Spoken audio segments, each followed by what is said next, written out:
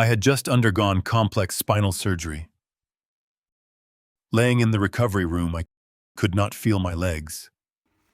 Terrified and alone, I called my only son and asked for help. He let out a dry, mocking laugh. "Are you serious? I am busy with massive projects. Are you calling me home to be your servant?" He hung up, leaving me with nothing but the cold dial tone. So I hired a private nurse and did one thing he never saw coming. 5 days later, he called me in absolute desperation. "My name is Lawrence Blake. I am 68 years old, and before I continue this story of betrayal and justice, let me know where you are watching from in the comments below. Hit like and subscribe if you have ever had to stand up to a family member who underestimated your worth and took your sacrifices for granted." The scent of clinical antiseptic and the rhythmic beeping of a heart monitor anchored me to reality. A sharp, tearing agony radiated from my lower spine, spreading outward like shattered glass.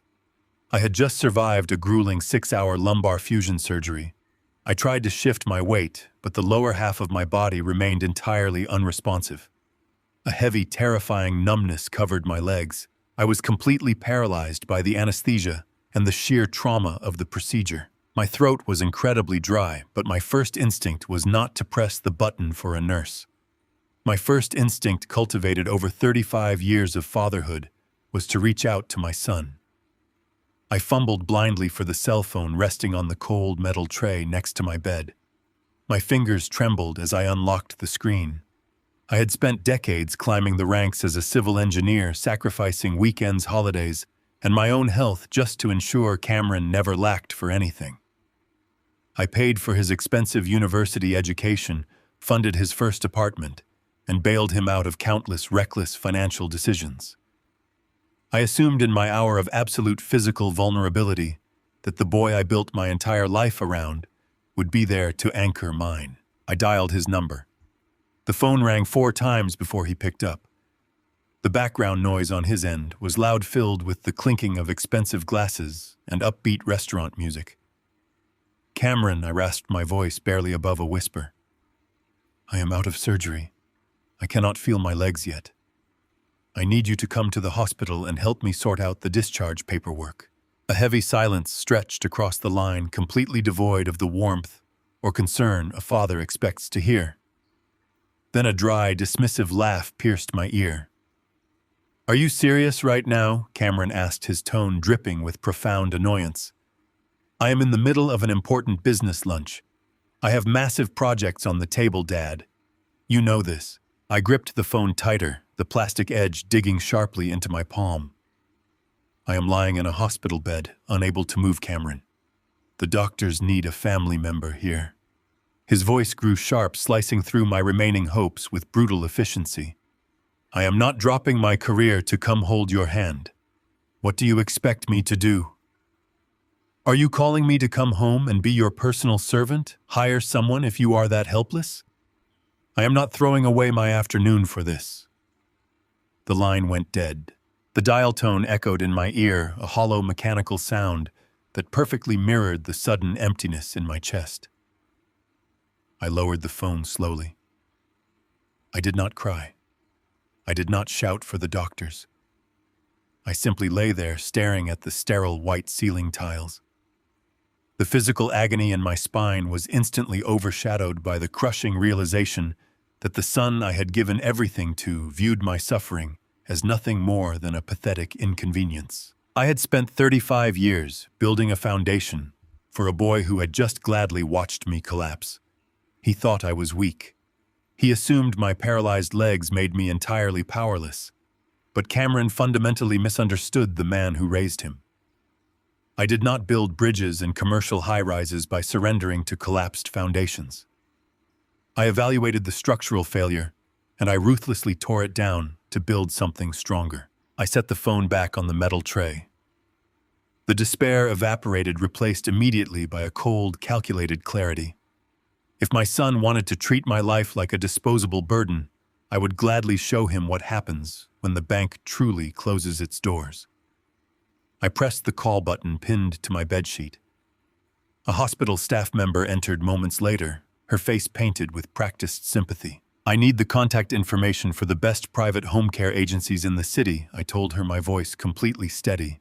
And I need my lawyer on the phone immediately. The phone slipped from my grip and landed on the sterile hospital sheets with a dull sound. I did not waste another second dwelling on the hollow echo of my son laughing at Mom. 35 years, building commercial high-rises, taught me a harsh truth. When a support beam fails, you do not stand around asking it why. You replace it immediately, or the whole structure comes down. I pressed the call button pinned to my mattress. Within the hour, I had wired a premium retainer to the most reputable private care agency in the state. I needed a professional. I needed someone unburdened by emotional baggage and purely focused on the task at hand. That is exactly what walked through my door the next morning. Patricia Rollins carried herself with the quiet authority of a woman who had seen the worst of human fragility and remained entirely unbroken. She reviewed my medical charts with terrifying efficiency.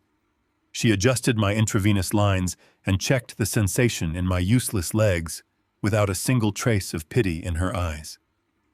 I appreciated that immensely. Pity was a useless currency. Patricia did not ask about the empty visitor chairs or the conspicuous lack of flowers in my room. She simply did her job. She turned me every 2 hours to prevent bed sores. She measured my vitals. She helped me navigate the deeply humiliating reality of losing control over my own body. Days bled into one another. The contrast between my family and this complete stranger became impossible to ignore. Here was a woman I paid by the hour, treating me with more dignity and respect than the boy whose entire life I had funded. Patricia wiped the cold sweat from my forehead during the agonizing physical therapy sessions. Meanwhile, Cameron did not even send a brief text message to ask if I had survived the anesthesia. The silence from his end of the city was a roaring testament to his character. I watched the hospital room door every afternoon. I was not watching with hope. I was watching with a clinical curiosity. I was waiting to see just how deep his absolute indifference ran. The breaking point arrived on a rainy Thursday morning. The lead surgeon walked in with a stack of discharge papers. The spinal fusion was stable, but the nerve regeneration would take months. I needed to go home to heal properly. There was just one bureaucratic hurdle standing in my way. Hospital policy for a high-risk spinal discharge required a direct family member or a legal proxy to physically sign the release forms and assume responsibility for the transit. Patricia was highly qualified, but she was technically an independent contractor. The hospital administration was rigid. They needed my son. I stared at the phone on my bedside table. Calling him felt like swallowing broken glass, but the law gave me no other option. I dialed his number. He answered on the 5th ring. His voice dripped with loud exasperation over the sound of a revving car engine. I told him the situation and kept my voice completely stripped of any emotion. I told him I needed his signature on the release forms. I explained that I had private transport arranged and a nurse standing by. I just needed him there for 10 minutes so they could legally wheel me out of the building. Cameron let out a long and theatrical sigh. He asked if I was kidding him. He said he was literally driving to a golf course with the local zoning board directors. He told me he could not turn around just because the hospital had some outdated liability policy. He ordered me to tell them he gave verbal consent or to have them fax the paperwork. He firmly stated he was not driving an hour in traffic to sign a piece of paper when I had already hired someone to wipe my chin. He told me that since I figured out the nurse, I could figure this out too. The line clicked dead. Patricia stood quietly in the corner of the room, holding a fresh cup of water. She had heard every single word. For a brief second, our eyes met. She did not offer a comforting platitude or a look of sorrow. She just set the water down, pulled out her own phone, and asked me for the direct number of my attorney. She knew just as well as I did that we had to bypass my own blood to get me out of that room. Watching Patricia calmly dial my lawyer to establish legal proxy, the final shred of my paternal illusion burned away forever. Cameron had not just abandoned me. He had actively trapped me in my most vulnerable state simply because it inconvenienced his leisure time. He thought my paralysis made me a captive audience to his disrespect. He was about to find out how wrong he was. 5 days had passed since I crossed the threshold of my own home, confined to a wheelchair that felt more like a cage of steel and vinyl. Patricia had established a strict silent rhythm to my recovery. She managed my heavy doses of pain medication, monitored my vital signs, and helped me reclaim small fragments of my physical dignity. The house was usually quiet, a sanctuary of oak and glass that I had designed and built decades ago. That quiet shattered on Friday afternoon when the heavy brass knocker on the front door echoed through the hallway. Patricia opened the door to reveal Cameron and his wife Monica standing on my porch. They did not look like a son and daughter-in-law arriving to comfort a man recovering from massive spinal trauma. They looked like predators circling a wounded animal. Cameron carried a cellophane-wrapped fruit basket. It was the kind you buy at a gas station convenience store on a hurried drive over, filled with bruised apples and cheap, waxy chocolates. He placed it on the kitchen counter with a loud thud, his eyes darting everywhere except toward the wheelchair where I sat. Monica walked in right behind him, her designer heels clicking sharply against the reclaimed hardwood floors. She wore a perfectly tailored beige dress and a smile so forcefully stretched it looked painful. She did not ask about the titanium screws holding my lower spine together. She did not inquire if the agonizing numbness in my legs had begun to recede. Instead, her eyes immediately swept upward, tracing the custom crown molding before locking onto the original landscape paintings hanging in the parlor. I watched her calculate the auction value of my belongings before she even bothered to say hello. "Oh, Lawrence, you look absolutely exhausted," Monica cooed, her voice dripping with a synthetic sweetness that made my stomach turn. She stepped closer, but maintained a careful distance, ensuring her pristine dress did not brush against the dirty wheels of my chair. We came as soon as we could find a gap in our schedules. Cameron has just been so terribly overwhelmed with his projects. I looked at the boy I had raised. He stood near the archway of the living room, shifting his weight from foot to foot, utterly refusing to meet my gaze. A man who truly possessed a thriving career carried himself with a quiet confidence. Cameron carried himself with the frantic, restless energy of a man drowning in invisible waters. I knew right then that I needed to understand exactly what kind of current was pulling him under. I decided to give them exactly what they wanted to see. I let my shoulders slump forward. I allowed my breathing to grow heavy and slow, letting my chin drop toward my chest. I closed my eyes, feigning a deep, medically induced slumber. Patricia, reading the room with the sharp intuition I hired her for, quietly excused herself to the kitchen to prepare a pot of tea. The moment the water began to boil, masking the ambient noise of the house, the atmosphere in the living room shifted. Through the darkness of my closed eyelids, my remaining senses sharpened into absolute focus. I heard the rustle of Monica stepping closer to Cameron. I heard her urgent, hushed whisper telling him to hurry up while the nurse was distracted. Then came the footsteps. As a civil engineer, I knew the structural acoustics of this house perfectly. I had laid the subflooring myself. I knew exactly which boards creaked under the weight of a grown man. Cameron was not walking toward the guest bathroom. He was moving swiftly down the east corridor, his rubber soles squeaking faintly against the polished wood. He was heading directly toward my private home office. My breathing remained perfectly steady, but beneath my ribs, my heart hammered a furious rhythm against my sternum. The office was where I kept my financial ledgers, the property deeds, and the heavy mahogany desk holding my personal safe. The silence in the living room was suffocating. Monica stood just a few feet away from my wheelchair, serving as a lookout, humming a tuneless melody under her breath to cover the noise from the hallway. Then it happened. The sharp metallic scrape of a lock being forced. It was followed by the dry, violent crack of splitting wood as the top drawer of my desk was forcefully pried open. The sound struck me harder than any physical blow I had ever endured.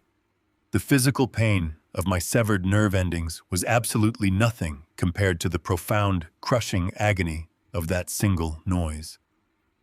My own son was actively ransacking my office while I sat paralyzed just 2 rooms away. He had not come to check on his crippled father. He had come to rob a man he believed was too weak to defend his own territory. I did not open my eyes. I did not shout his name or demand an explanation. An angry confrontation would only give them the opportunity to invent a pathetic lie or fabricate an excuse. Instead, I let the silence stretch out, absorbing the absolute certainty of their betrayal. When Cameron finally returned to the living room, his breathing was slightly elevated, the sound of a thief retreating from the scene of the crime. The boiling kettle whistled in the kitchen, and Patricia walked back out with a tray of teacups. I slowly opened my eyes, blinking against the light, playing the part of the confused, awakening elder. They smiled at me, completely unaware that the man sitting in the wheelchair was no longer a grieving father, but an adversary carefully mapping out their absolute destruction. They thought they had successfully breached my fortress, but they had simply locked themselves inside the trap. The night wrapped around the house like a heavy wool blanket. After Patricia left for the evening, the silence in the hallways became oppressive. My spine throbbed with a dull, rhythmic ache, a constant reminder of the metal screws freshly drilled into my bones. The pain medication offered a slight haze, but my mind was sharper than it had been in years. I could not stop thinking about the sound of my desk drawer being violently pried open earlier that afternoon. I gripped the cold metal rims of my wheelchair and pushed myself forward. I needed to move. I needed to feel some semblance of control. I rolled silently through the darkened corridors, navigating the layout of my home entirely by memory. I had built this house. I knew every beam, every nail, every slight dip in the floorboards. As I approached the living room, a faint, acrid smell drifted through the slightly open window. Cigarette smoke. I stopped my chair instantly. Outside on the porch, shadows shifted under the dim glow of the street lamp. I rolled closer to the window, the thick velvet curtains hiding my presence completely. Cameron and Monica were standing on the porch. The cool night air carried their hushed, frantic voices directly through the cracked glass into my living room. "You need to stop pacing and actually do something," Monica snapped. Her voice was entirely devoid of the sugary sweetness she had weaponized just hours ago. "We do not have time to play the waiting game, Cameron. The collectors are not going to wait for him to peacefully pass away in his sleep." "I know that," Cameron hissed back. "But we have to be smart about this. The nurse is always hovering around. She watches everything." "Then get rid of her," Monica fired back instantly. "Fire her. Tell the agency she is no longer needed. We cannot have a professional witness walking around this house while we process the paperwork." I sat perfectly still in the darkness. My breathing slowed. I listened as the woman my son chose to marry mapped out the destruction of my life. "It is an $800,000 property." Monica continued, her tone sharp and desperate. $800,000 sitting right under our feet. If we sell this place by next month, we can clear the offshore accounts, pay off your outstanding markers, and still have enough to buy the condo downtown. But we cannot list the property while he is sitting in the living room. "So what is your brilliant idea?" Cameron asked. There was no defense in his voice. There was no hesitation about taking my home. He was simply asking for the logistics of my removal. "The state facility on the east side," Monica said coldly. "They always have beds available. It is fully funded by the government, which means it will not cost us a single dime from the estate." My blood ran entirely cold. The state facility on the east side was notorious in our city. It was a severely underfunded, overcrowded institution where the elderly were essentially warehoused and forgotten. It was a place characterized by neglect, a bleak final stop for those abandoned by society. This was the luxurious retirement solution she had planned for me. I waited for my son to object. I waited for the boy I had carried on my shoulders, the boy I had comforted through nightmares, to draw a line. I waited for Cameron to tell his wife that he would never subject his father to such a horrific indignity. Cameron exhaled a long drag of his cigarette. "The state facility requires a medical mandate for forced commitment," he said practically. "We cannot just drop him off at the front door. We need legal standing to remove him from his own property. You already have it, Monica urged, stepping closer to him. Look at him, Cameron. Look at the situation. He is paralyzed. He cannot walk. He cannot even use the bathroom without a paid stranger assisting him. The surgery is our golden ticket. All we have to do is tell a judge that his physical trauma has triggered severe mental decline. We testify that he is confused, paranoid, and a physical danger to himself. The courts favor the younger, capable family members in these disputes. A declaration of incompetence, Cameron mused softly. The greed in his voice was unmistakable. Exactly, Monica confirmed. We declare him entirely incompetent. The court grants you full conservatorship. Once you have financial and medical power of attorney, we transfer the deed of the house into your name. We auction off the art, we drain whatever is left in his checking accounts, and we drop him at the state facility. He will be so heavily medicated in that place he will not even know what day it is, let alone realize his house has been sold. We need to move fast, Cameron finally agreed, before his legs start healing. As long as he is trapped in that wheelchair, he looks helpless. The judge will take one look at him and sign the conservatorship over to me immediately. The cigarette was tossed onto my meticulously manicured lawn, the glowing ember dying in the damp grass. I sat in the pitch-black living room, enveloped by a silence so profound it felt suffocating. For a long time I did not move. I simply stared at the faint silhouette of the window frame. In engineering, there is a term called catastrophic failure. It occurs when a load-bearing structure suffers such extreme stress that a total collapse is not just inevitable, it is instantaneous. You cannot patch a catastrophic failure. You cannot apply fresh paint and pretend the foundation is secure. You must accept that the structure is completely ruined. Sitting in the dark, I experienced a catastrophic emotional failure. The profound, bleeding love I held for my son simply collapsed. It was not a slow fade. It was a violent, instantaneous death of my compassion.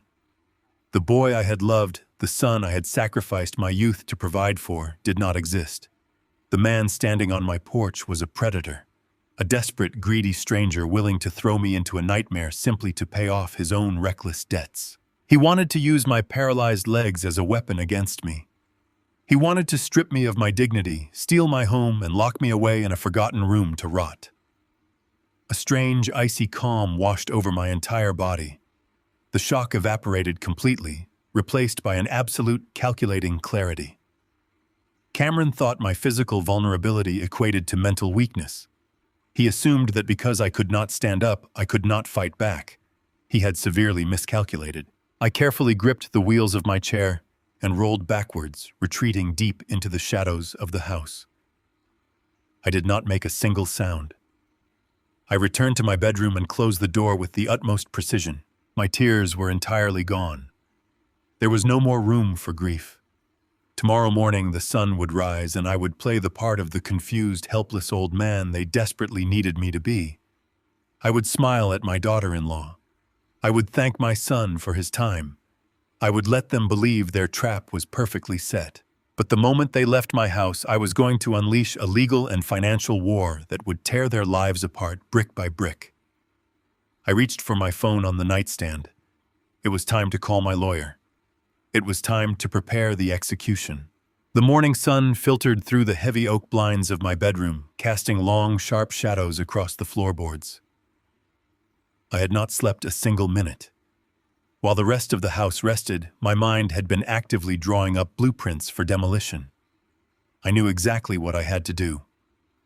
If Cameron and Monica needed a broken, senile old man to justify their horrific legal crusade, I was going to give them an award-winning performance. I waited until I heard the faint clinking of silverware in the kitchen.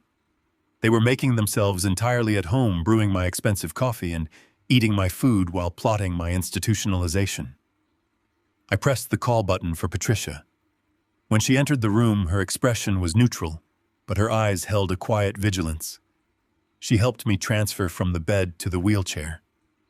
I asked her to roll me out to the kitchen to join my family for breakfast. As my wheelchair crossed the threshold into the kitchen, the casual conversation between my son and his wife came to an abrupt halt. Cameron was leaning against the marble counter, sipping from my favorite ceramic mug. Monica was sitting at the island, scrolling through her phone. They looked up, wearing identical masks of forced sympathy. "Good morning, Dad," Cameron said, his tone thick with false patience. "Did you manage to get any sleep with all that pain?" I let my shoulders slump forward, forcing my posture into a deep, defeated curve. I allowed a slight tremor to enter my hands as they rested on the armrests of my chair. I looked at him with wide, vacant eyes, blinking slowly as if my brain were struggling to process simple information. "Is it Tuesday already?" I mumbled, slurring my words just enough to sound heavily medicated and profoundly confused. "I need to get ready for the site inspection, Cameron. You need to tell the foreman I will be late." Cameron exchanged a swift, triumphant look with Monica. The sheer greed illuminating their faces made my stomach churn, but I kept my expression entirely blank. "Dad, you have been retired for years," Cameron said, speaking to me as if I were a toddler. "You had a terrible accident. You are in a wheelchair. You are not going to any construction sites." I let my jaw drop slightly, staring at my paralyzed legs in manufactured horror. I raised my trembling hands and covered my face, letting out a pathetic, shuddering sigh. I reached out blindly for the glass of water resting on the edge of the kitchen island. I deliberately misjudged the distance. My knuckles struck the glass, sending it crashing to the hardwood floor. It shattered into dozens of pieces, splashing cold water across Monica's expensive leather shoes. She let out a sharp gasp, jumping backward with genuine irritation flashing across her face. "I am so sorry," I stammered, shrinking back into my chair and wrapping my arms around my chest. "I do not know what is wrong with my hands today. My head feels so incredibly foggy. Everything is just slipping away." Monica quickly composed herself, forcing her synthetic smile back into place. "Oh, do not worry about it, Lawrence. It is just water. You are under a lot of stress. Your mind is just deteriorating from the trauma. It is perfectly natural for someone in your fragile condition." Cameron stepped forward and patted my shoulder with a heavy, patronizing hand. "We have to head out to the city for some very important meetings today, Dad. You just rest here with the nurse. We are taking care of all your paperwork. You do not need to worry about a single thing anymore. We are handling your future." I nodded weakly, keeping my eyes fixed on the broken glass on the floor. I listened as they gathered their coats and walked out the front door. The heavy oak door clicked shut, and the sound of Cameron's engine faded down the driveway. The moment the house fell completely silent, the tremor in my hands vanished. My spine straightened. The fog in my eyes evaporated, replaced by a cold, calculating intensity.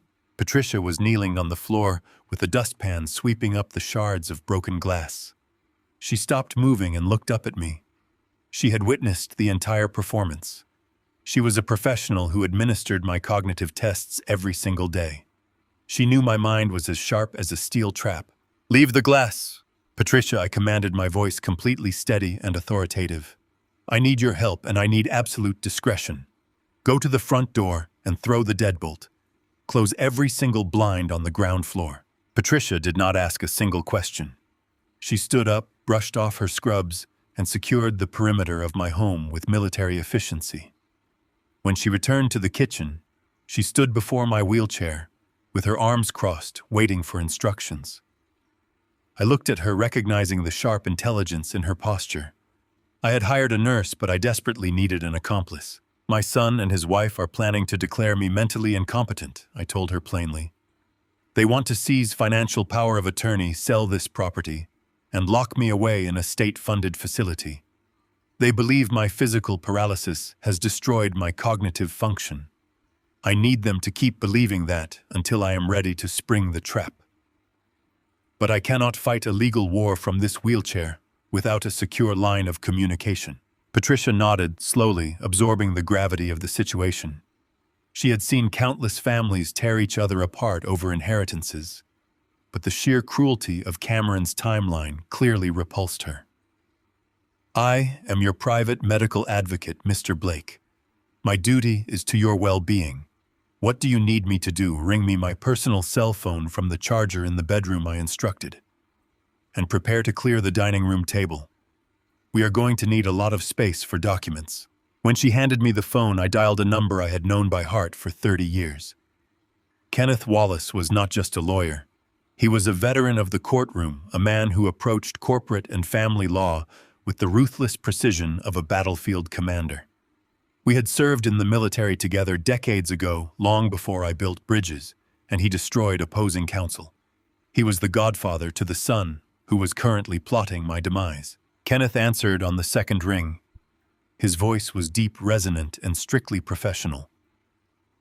"Kenneth, it is Lawrence," I said, leaning forward in my chair. "I need you to cancel your afternoon appointments. I am initiating a defensive legal campaign, and we are operating on an extremely tight timeline." "Lawrence," Kenneth replied, his tone immediately shifting into a state of high alert. "I was told you were still recovering. Cameron sent me a brief email stating you were heavily medicated and completely unreachable." "He lied," I stated bluntly. "I am paralyzed from the waist down, but my mind is entirely intact. Cameron and Monica are moving to declare me incompetent. They want conservatorship to liquidate the estate and dump me in a ward. I heard them planning the entire sequence outside my window last night." A heavy, dangerous silence filled the telephone line. Kenneth had watched Cameron grow up. He had bought him his first bicycle.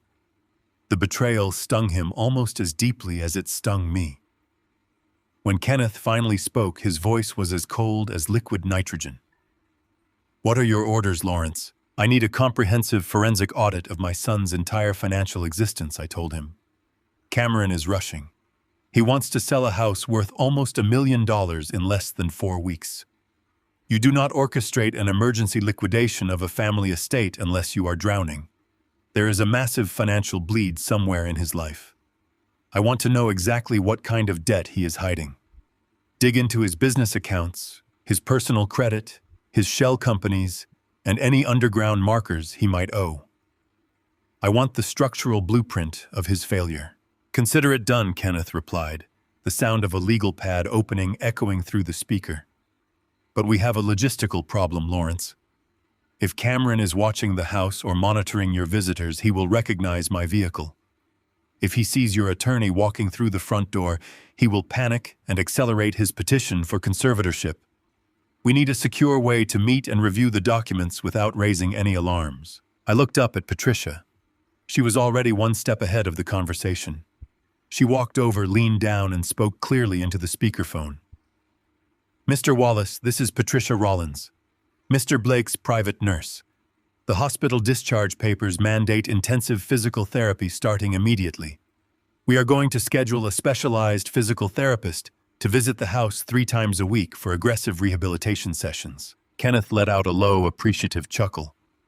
"I understand perfectly, Ms. Rollins. I will purchase medical scrubs and a large physical therapy equipment bag this afternoon.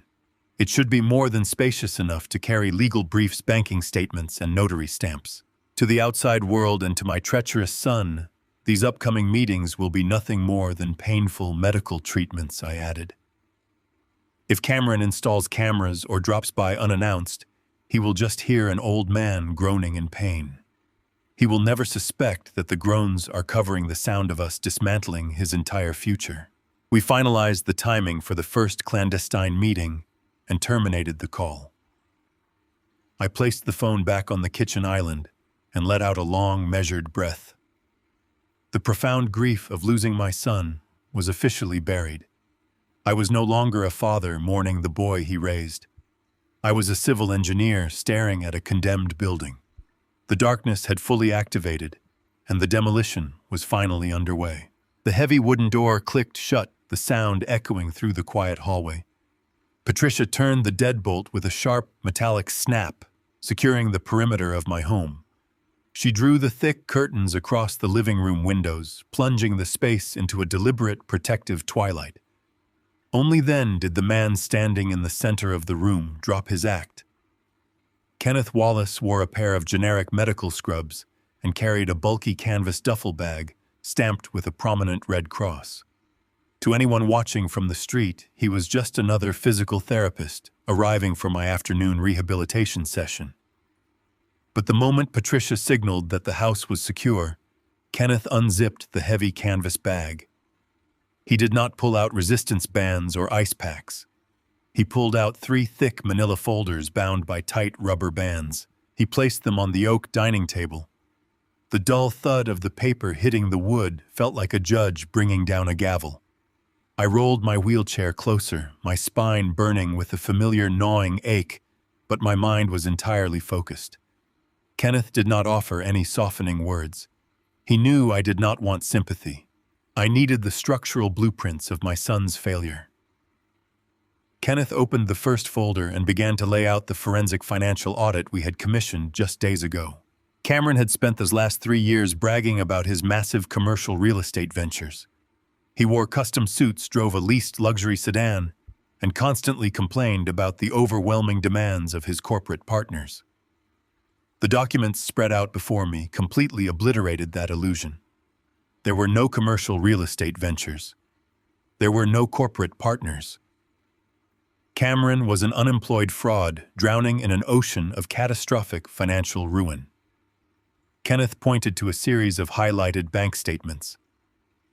My son had not been attending important business lunches. He had been spending his days and nights at high-stakes underground poker tables and online offshore casinos. The numbers printed on the pages were staggering. Cameron was over $100,000 in debt. He had maxed out every line of credit available to him and his wife. But worse than the institutional debt was the reality of his private markers. Kenneth explained that Cameron had borrowed heavily from unregulated, dangerous lenders, the kind of men who did not send polite collection letters in the mail. They were men who showed up at your front door demanding immediate payment. That was the absolute source of his frantic, bloodthirsty urgency. He did not just want to upgrade his lifestyle. He was actively running for his life, and he intended to use my life savings as his getaway vehicle. I stared at the banking ledgers, feeling a profound, icy detachment wash over my entire body. The grief had already been processed. Now I was simply evaluating the threat. But Kenneth was not finished. His face, usually carved from stone, softened into a grim expression. He pushed a separate, much thinner folder across the polished oak table directly into my line of sight. He told me to look at the highlighted section of my own personal credit report. I have always been a meticulous man. I balanced my ledgers every Friday evening. I knew the exact balance of my accounts down to the final cent. But as my eyes scanned the black ink on the page, the breath was knocked completely out of my lungs. There were 2 distinct lines of credit issued just 4 weeks ago. They were short-term, high-interest equity loans taken out against the value of my home. The total amounted to exactly $50,000. I looked up at Kenneth, my hands gripping the armrests of my wheelchair with white-knuckled force. I told him I never authorized those loans. I had not signed a single financial document since my surgery. Kenneth silently slid 2 photocopied loan agreements across the table. I stared down at the signature line. There, written in blue ink, was my name, Lawrence Blake. It was a masterful forgery. The loops and angles closely mimicked my handwriting, but it lacked the natural fluid pressure of my actual signature. It was the handwriting of a desperate man trying to perfectly copy his father. I sat, frozen, staring at the letters. 30 years ago, I sat at this exact dining table and taught Cameron how to hold a pen.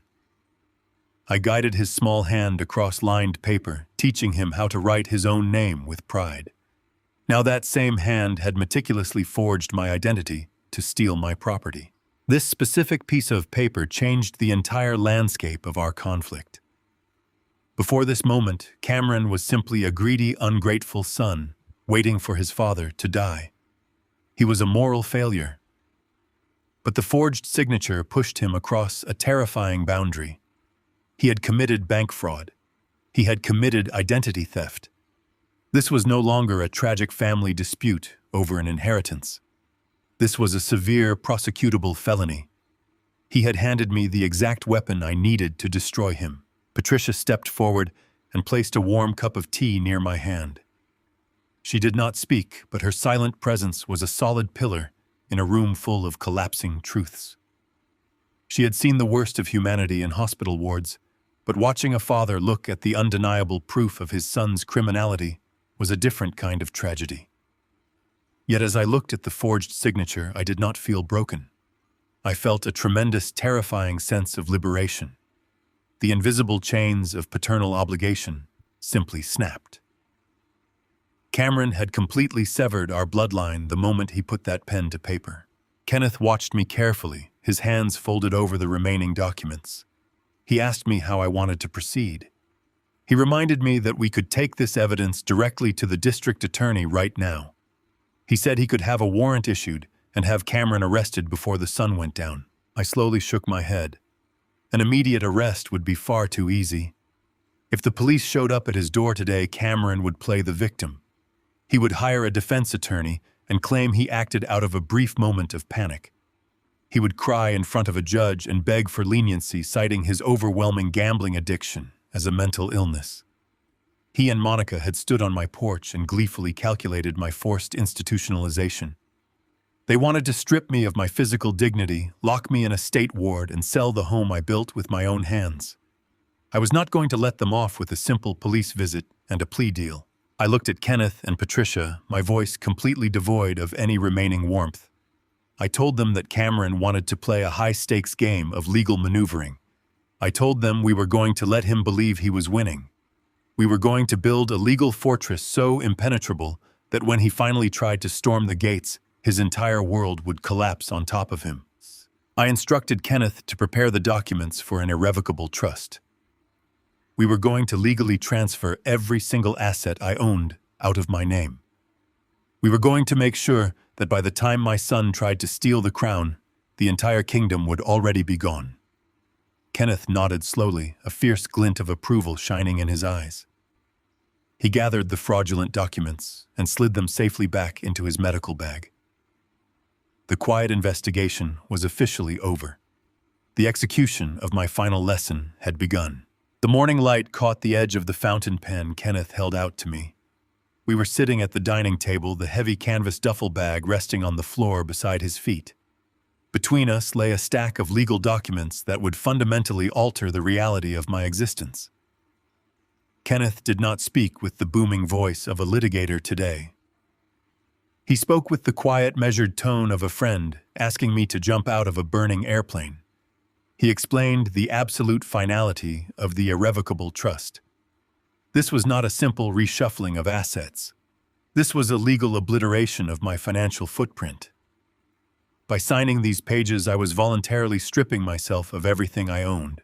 The house I had built with my own hands, the savings I had accumulated through decades of grueling labor, the emergency funds I had carefully preserved for my twilight years, all of it would instantly vanish into a protected legal entity. I would be the sole beneficiary and the controlling trustee, but on paper, Lawrence Blake would become a penniless ghost. I would officially own absolutely nothing. I would be reduced to a man surviving strictly on a modest monthly pension. Kenneth looked me directly in the eyes and warned me that once the ink dried, there was no turning back. The trust was entirely bulletproof. It was designed to withstand the most vicious audits and the most aggressive legal assaults. It was a fortress. But to activate the fortress, I had to lock myself inside and throw away the key. I did not hesitate. I gripped the heavy fountain pen and pressed the nib against the stark white paper. I felt the slight drag of the ink across the page as I signed my name over and over again. With every stroke of the pen, I felt a strange, profound sense of liberation. I was amputating the very limbs my son intended to feast upon. I thought about the day I paid off the final mortgage installment on this house. I remembered walking through these halls feeling the deep pride of providing a permanent sanctuary for my family. Now that sanctuary was being weaponized against me. I signed the final page and pushed the stack across the table. Kenneth gathered the documents, stamped them with his notary seal, and slipped them into his bag. The trap was armed. If Cameron reached for my wealth, his fingers would close around empty air. Kenneth left the house through the side door, resuming his disguise as my physical therapist. The quiet settled over the house once more, but it was a heavy, loaded silence. The legal shield was in place, but I knew my son and his wife were not simply waiting for me to fade away. They were actively accelerating their timeline. I just did not anticipate the sheer breathtaking audacity of their next maneuver. It happened the following afternoon. I was in my bedroom, resting in my chair with the door slightly ajar. Patricia was in the kitchen preparing a late lunch. The house was peaceful until the sharp, unmistakable sound of the front door opening shattered the calm. They still had their keys. I heard the aggressive, rapid click of designer heels striking the hardwood floor. It was Monica. She had arrived completely unannounced and entirely alone. I held my breath, gripping the armrests of my chair, listening intently as her footsteps halted in the kitchen. Patricia greeted her with professional courtesy, her voice perfectly even and polite. Monica did not return the greeting. She did not ask how I was doing. She did not ask if my pain had subsided. Her voice sliced through the air with the cold, transactional efficiency of a corporate raider closing a hostile takeover. She asked Patricia to step away from the stove. She said they needed to have a very private, very lucrative conversation. From my position in the bedroom, I could hear every single syllable. Monica spoke to my nurse not as a respected medical professional, but as a desperate subordinate who could be easily bought. She told Patricia that taking care of a paralyzed, deteriorating old man was a thankless job. She feigned a deeply offensive tone of sympathy, suggesting that nurses were terribly underpaid for the emotional toll they endured. Patricia remained completely silent, allowing Monica to dig her own grave with her own words. Then came the sound of a heavy paper envelope sliding across the smooth surface of the marble kitchen island. Monica dropped her voice into a conspiratorial whisper, but the acoustics of the hallway carried her malice directly to my ears. She told Patricia that there was $5,000 in crisp, untraceable cash sitting inside that envelope. It was a gift, a gesture of immense gratitude from a loving family. But the gift came with a solitary condition. I heard the rustle of a single sheet of paper being unfolded and placed beside the money. Monica explained the document with chilling precision. It was an official medical affidavit. It simply required the signature of my primary caregiver. The document stated that over the past week, Lawrence Blake had exhibited severe, undeniable signs of cognitive collapse. It claimed I was suffering from aggressive paranoia, visual hallucinations, and a total inability to distinguish reality from fiction. It was a sworn statement declaring that I was an active danger to myself and required immediate involuntary commitment to a psychiatric care facility. My heart hammered violently against my ribs. The sheer wickedness of the document was staggering. They were not just trying to take my house. They were actively attempting to erase my human rights. They wanted to strip me of my agency, trap me in a locked ward, and use a fabricated medical emergency to justify the immediate seizure of my estate. Monica was standing in my kitchen, casually purchasing my destruction for $5,000. She pressed Patricia for an answer. She applied the pressure flawlessly. She told Patricia that my mental decline was obvious to everyone, that I was confused and belligerent. She claimed that signing the document was actually an act of mercy, a way to ensure I received the specialized psychiatric care I desperately needed.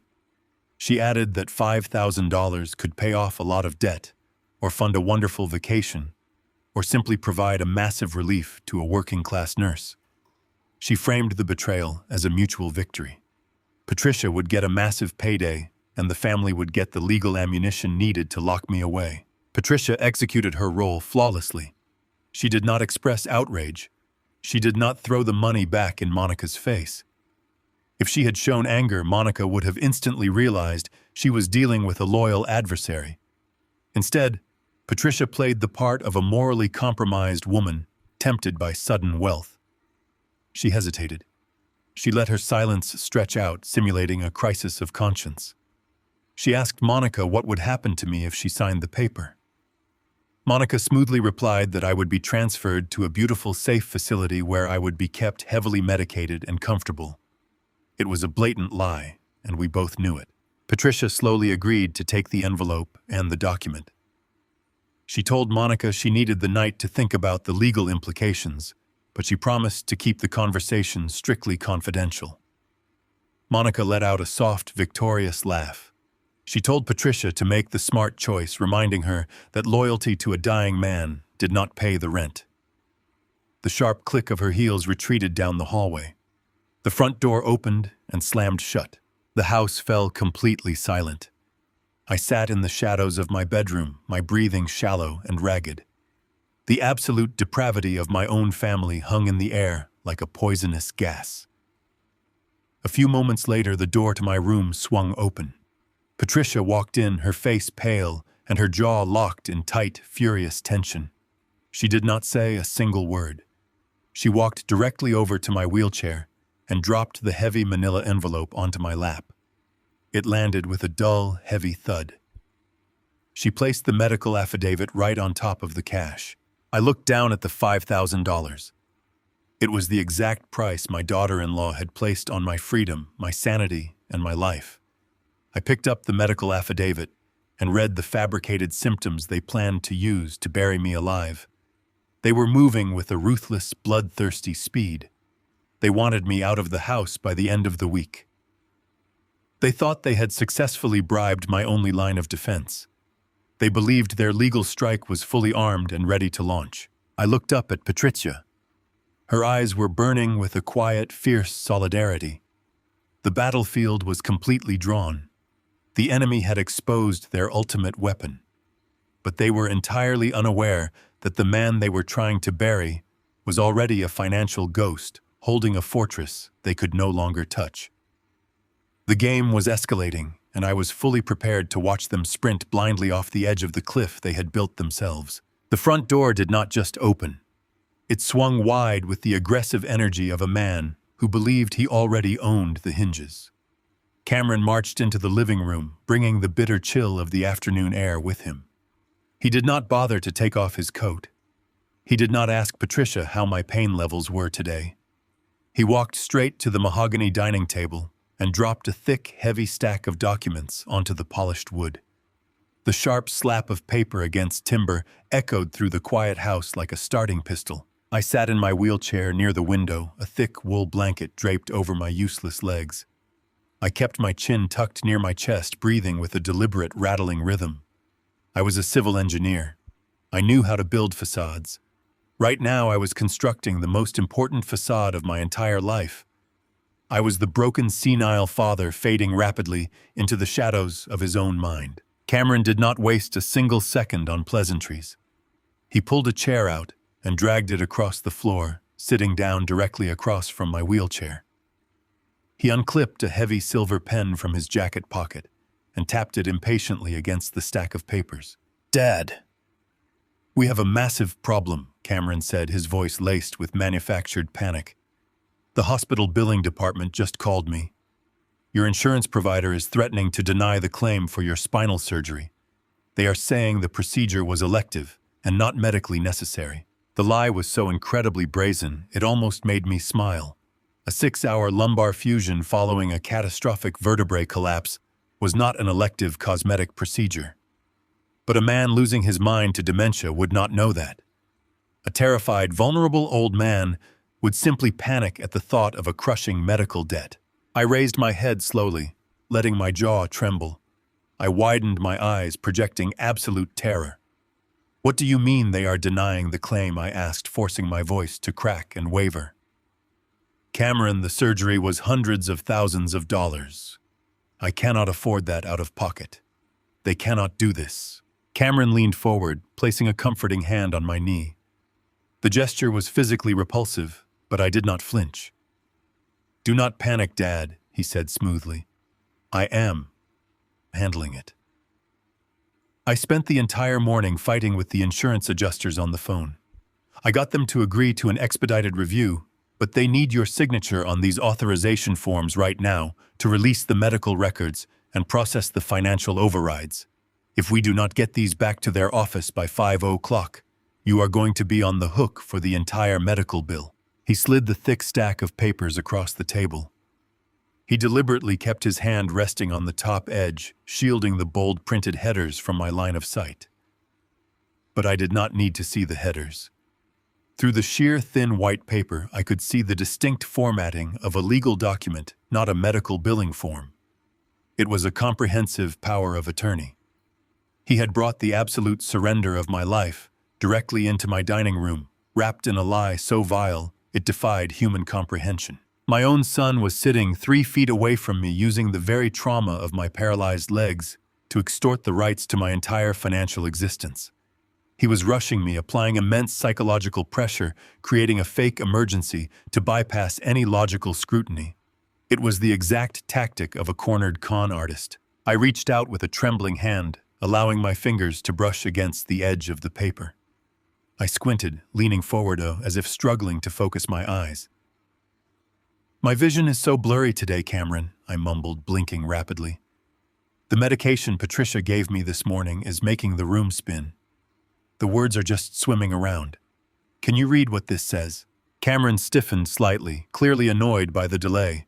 He tapped the pen against the signature line with increasing agitation. "It is just standard bureaucratic jargon, Dad," he insisted, his voice tightening.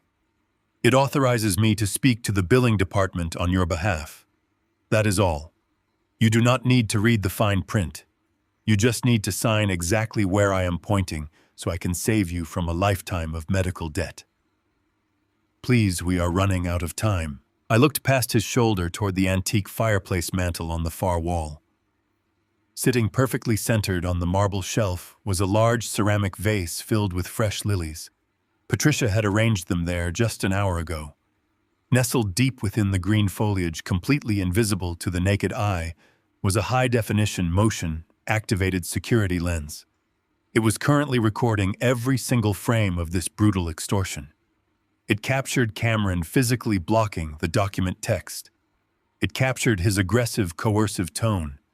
It captured the exact moment a son threatened his crippled father with financial ruin to steal his estate. I looked back at Cameron.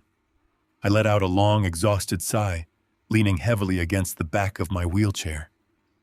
"Give me the pen," I whispered, my voice laced with utter defeat. Cameron practically shoved the silver pen into my hand. His eyes were wide, burning with a frantic, hungry anticipation. He flipped to the first signature page, pointing a rigid finger at the dotted line. "Sign there and date it next to your name," he ordered. I gripped the pen. For 30 years, my signature had been a symbol of absolute reliability. It was a sharp, distinct script that had authorized million-dollar municipal contracts, signed the deed to this very house, and endorsed every single tuition check that put Cameron through college. The bank had that exact signature on file, verified and authenticated 100 times over. Kenneth had explicitly warned me about this exact moment. He told me that a forged signature was a crime, but a signature provided under severe medical duress, with deliberate mechanical deviation, was an unmitigated legal trap. I pressed the pen to the paper. I did not use my fingers to guide the ink. Instead, I used my entire shoulder, allowing my hand to shake violently against the page. I dragged the pen across the dotted line in a jagged, completely illegible scrawl. It looked absolutely nothing like the signature Lawrence Blake had used for his entire adult life. It looked exactly like the desperate scratching of a man suffering from severe neurological decline. It was a masterpiece of invalidity. Cameron snatched the page up the moment the pen lifted. He did not even bother to inspect the quality of the signature. He was too blinded by his own greed to realize I had just handed him a worthless piece of paper. He quickly flipped to the next section, pointing to another dotted line. And here he demanded, "We need 3 copies for the hospital administration." I repeated the performance. I breathed heavily through my mouth, letting my head loll slightly to the side as I violently scribbled across the second and third pages. When I finished the final stroke, I let the pen slip from my fingers, allowing it to clatter loudly onto the hardwood floor. I slumped completely into the wheelchair, closing my eyes and letting out a soft, pained groan. Patricia stepped into the room, immediately playing her part with immaculate precision. She walked briskly toward the table, her face set in a mask of stern medical authority. "Mr. Blake is clearly exhausted," she announced, placing a protective hand on the back of my wheelchair. "His blood pressure is elevating, and he needs to return to bed immediately." You have your signatures, Cameron. You need to leave and let your father rest. Cameron did not argue. He did not care about my elevated blood pressure or my sudden exhaustion. He had exactly what he came for. He scrambled to gather the papers hastily, shoving them into his leather briefcase. He zipped it shut with a loud final rip of metal teeth. "I am leaving," he said, his voice entirely devoid of the fake panic he had utilized just minutes ago. "You did the right thing, Dad. I will handle the insurance company. You just focus on getting better." He turned on his heel and marched toward the front door. He did not look back. The heavy oak door slammed shut behind him, sending a slight vibration through the floorboards. The house fell into a profound, heavy silence. I opened my eyes, the facade of the broken old man instantly melting away. I sat up perfectly straight in my chair. The weakness vanished from my hands. I looked over at the ceramic vase on the mantel, knowing the hidden lens had silently captured the entire execution of my son. Patricia walked over to the front window, peering through the crack in the blinds to ensure Cameron's car had fully exited the driveway. Once his taillights disappeared down the street, she turned back to face me. The professional neutrality on her face cracked, replaced by a look of sheer, undeniable disgust at what she had just witnessed. "He did not even read the signatures," she said quietly, shaking her head. "He was too desperate to get out the door." "Because he believes he is the smartest man in the room," I replied, my voice steady and cold. "He thinks he just secured the keys to the kingdom. He has no idea he is holding a fake crown." Cameron was driving away right now, rushing back to Monica to celebrate their twisted victory. They were likely planning a celebratory dinner, charging expensive champagne to credit cards they intended to pay off with my stolen wealth. They thought they had successfully outsmarted a crippled old man. They thought they had bypassed the legal system. They had absolutely no idea that every single move they made had been meticulously orchestrated by the very man they were trying to destroy. They wanted a game of absolute control. I was going to give it to them. The comprehensive power of attorney was currently sitting in Cameron's briefcase. In less than 48 hours, he would walk into a bank and attempt to use those scribbled pages to seize my assets. And when he did, the final jaws of the trap would violently snap shut. I rolled my wheelchair away from the table, leaving the shattered illusion of my son behind me. The legal fortress was secure, the enemy had taken the bait, and the countdown to his total financial annihilation had officially begun. The silence that descended upon the house after Cameron left was not empty. It was the heavy, pregnant silence that precedes a devastating storm. I remained in my wheelchair by the window, staring out at the empty driveway. My breathing, which I had forced into ragged gasps just minutes before, smoothed out into a slow, measured rhythm. The physical weakness I had projected completely evaporated, leaving behind a cold and absolute clarity. The forged power of attorney was now in my son's possession.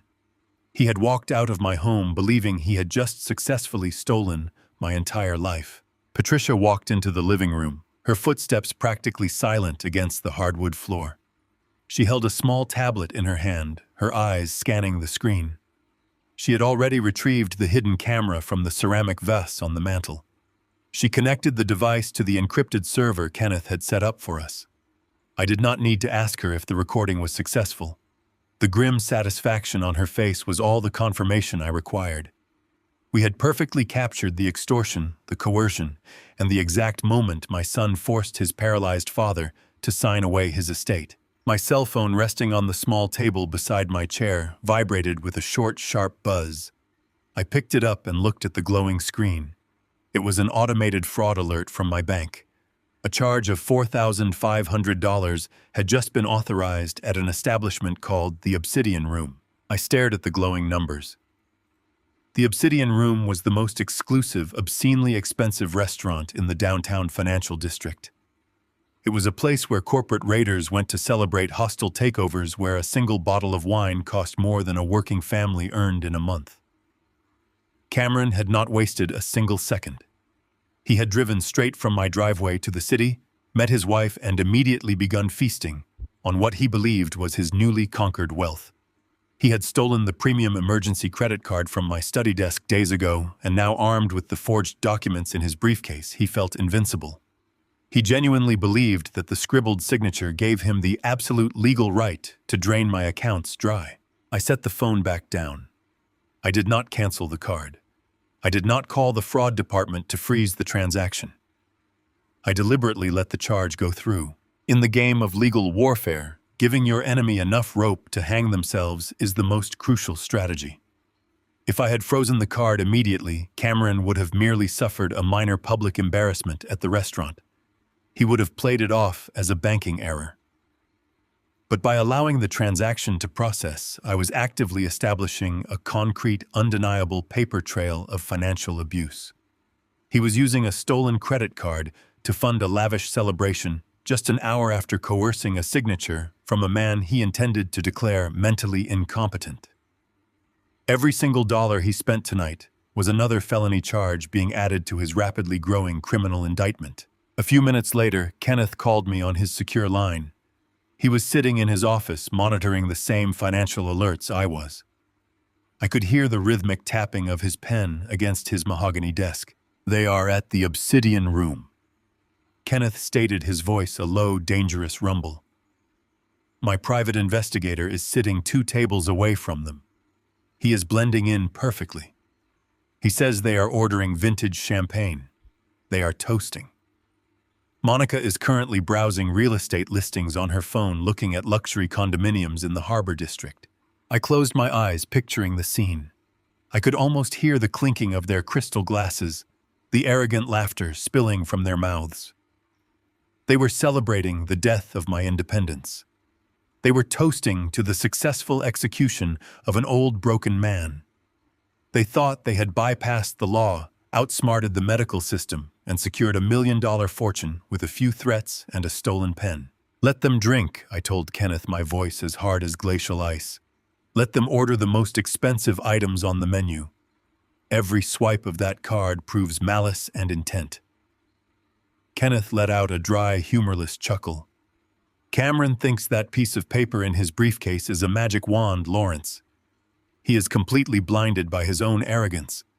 He actually believes he can walk into the main branch tomorrow morning, slap that forged document on the counter, and walk out with the deeds to your properties. His delusion is his greatest vulnerability," I replied. Cameron had always been lazy.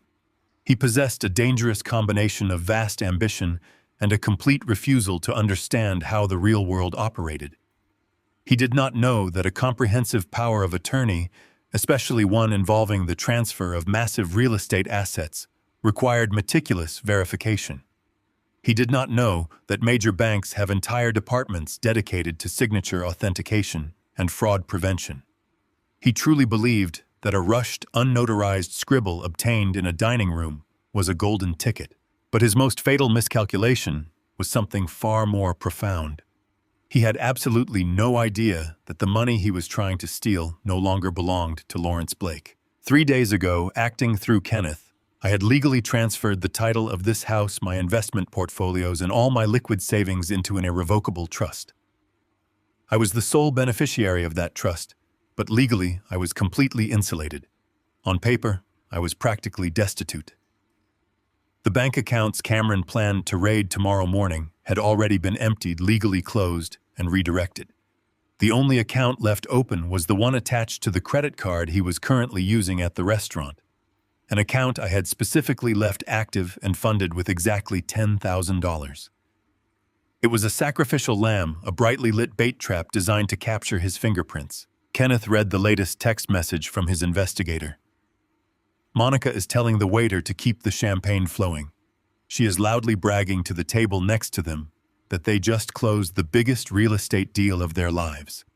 She is already spending money she does not have on a life she will never live." The utter grotesque nature of their celebration did not anger me anymore. Anger requires an emotional attachment, and I had completely severed my emotional attachment to the man sitting in that restaurant. I was no longer dealing with a son. I was dealing with a parasite, and you do not get angry at a parasite. You simply exterminate it. I looked at Patricia, who was standing quietly by the kitchen counter, preparing my evening medication. She had risked her own professional license to help me. She had rejected a $5,000 bribe from Monica, just to stand by a man she barely knew simply because she possessed a moral compass my own flesh and blood lacked. "They are celebrating their victory," Patricia the First said quietly into the dimly lit room. "They think they have won the war without firing a single shot." Patricia looked up, her expression resolute. "The loudest celebrations usually happen right before the floor collapses, Mr. Blake." I nodded in agreement. Cameron was operating on borrowed time. Tomorrow morning he would wake up hungover, but victorious. He would put on his best custom suit. He would pack his leather briefcase with the forged documents. He would drive to the central branch of my bank, walk up to the executive desk, and demand total control over my financial empire. He would expect the bank manager to bow to his authority. He did not know that the bank manager had been my personal friend for 20 years. He did not know that the manager had already been briefed by Kenneth. He did not know that the moment he presented that forged signature, silent alarms would trigger across the building. I told Kenneth to instruct his investigator to pay his tab and leave the restaurant. There was no need to watch them anymore. The evidence was secured. The trap was perfectly primed. I hung up the phone and asked Patricia to turn off the living room lights. As the darkness enveloped the house, I felt a profound, absolute peace settle over my mind. For the first time since my terrible accident, my spine did not ache. The crushing weight of betrayal had been lifted, replaced by the cold, mechanical precision of impending justice. Tomorrow the sun would rise and my son would walk willingly into a legal slaughterhouse of his own making. I closed my eyes and let the silence of my protected fortress carry me into a deep, dreamless sleep. Exactly 5 days after my spinal surgery, the fragile illusion of safety surrounding my son shattered completely. The poisoned fruit he had planted was finally ready to harvest. The men who arrived at the front door of Cameron's rented luxury apartment did not wear suits. They did not carry clipboards, and they certainly did not send polite letters of collection through the mail. They were the silent, heavy consequence of his unregulated gambling debts. They stood in his hallway blocking the exit, their presence alone suffocating the air in the room. They did not need to raise their voices. They simply gave Cameron a final non-negotiable ultimatum. He had 48 hours to produce the massive sum of money he owed, or the debt would be collected through far more painful methods. The moment the heavy door clicked shut behind the collectors, the arrogant facade my son wore dissolved into pure, unfiltered panic. The confident corporate persona he projected to the world evaporated, leaving behind a terrified boy trapped in a corner. Monica watched him from the kitchen, her own face pale with sudden realization. The lavish lifestyle they had built on credit and lies was collapsing right on top of them. But Cameron still believed he had a lifeline. He looked at the leather briefcase resting on his glass coffee table. Inside that bag was the forged power of attorney. He genuinely believed those violently scribbled pages were the golden key to my entire life savings. He told Monica to pack her bags and prepare for a sudden vacation, promising her that by the end of the afternoon, their financial nightmares would be permanently erased. He grabbed his briefcase and sprinted down to the parking garage. The drive to the central banking district was a frantic blur. His hands gripped the steering wheel so tightly, his knuckles turned entirely white. He was sweating through his expensive dress shirt, his mind racing with justifications and rehearsed lies.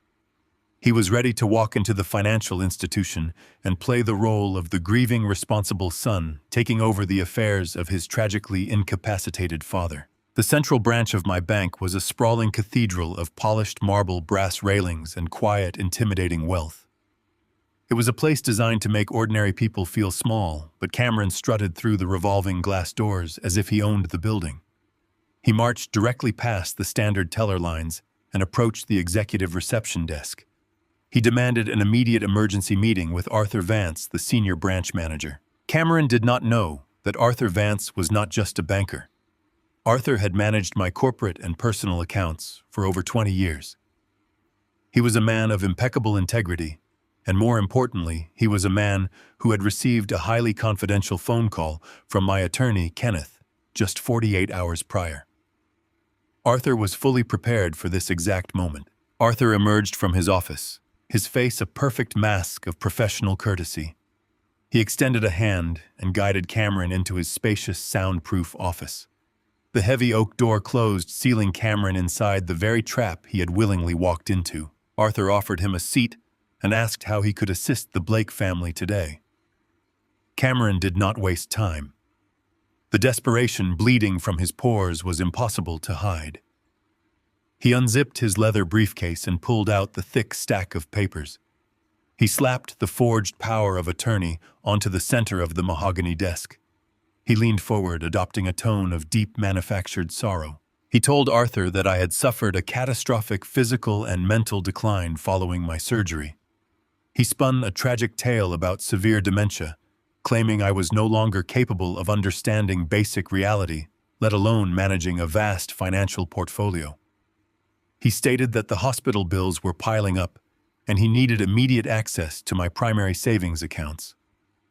Furthermore, he demanded to initiate an emergency equity loan against the deed of my house to cover specialized psychiatric care.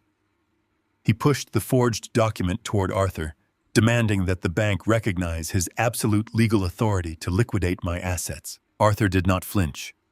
He did not express shock or sympathy. He simply adjusted his glasses, picked up the document, and began to read. The silence in the office stretched out heavy and suffocating. Cameron sat on the edge of his leather chair, his leg bouncing with nervous energy, waiting for the banker to nod and unlock the vaults. Arthur turned to the final page and stared at the signature line. He spent a long, agonizing minute looking at the jagged, violent scrawl I had deliberately dragged across the paper. Arthur slowly placed the document back onto the desk. He folded his hands together and looked directly into Cameron's eyes. His voice was completely devoid of warmth. He told Cameron that there was a severe problem with the paperwork. He explained that the bank utilized highly sophisticated fraud prevention protocols. He stated plainly that the signature on the authorization form did not merely fail to match the authenticated records on file. He said it was a grotesque, irregular anomaly that triggered immediate legal red flags. Cameron felt the first wave of true panic wash over him. He quickly raised his voice, arguing aggressively. He tried to double down on his lie, shouting that the signature was erratic because I was heavily medicated and suffering from severe neurological trauma. He demanded that Arthur bypass the security protocols, threatening to sue the bank for denying a son the right to care for his dying father. He slammed his hand against the desk, ordering Arthur to process the equity loan immediately. Arthur remained perfectly still. He let Cameron shout until the echo faded against the soundproof walls. Then, with the calm, lethal precision of an executioner, Arthur delivered the final blow. He told Cameron that even if the signature was completely flawless, the document was entirely worthless. Arthur turned his computer monitor around so the screen faced my son. He pointed to the digital ledger displaying my financial portfolio. Cameron leaned in, his eyes darting across the screen. The numbers he expected to see, the massive savings, the high-value investment accounts, the million-dollar property deed, were all gone. The balances read zero. The accounts were permanently closed. Arthur explained the brutal legal reality. He stated that Lawrence Blake did not own a single checking account at this institution. Lawrence Blake did not possess an investment portfolio.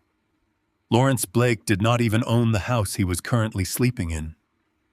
Arthur revealed that days ago, every single asset, every property, and every cent of liquid capital had been legally and permanently transferred into an irrevocable blind trust. The words struck Cameron like physical blows to the chest. An irrevocable trust is a financial fortress. Once assets are moved inside, they belong exclusively to the trust itself.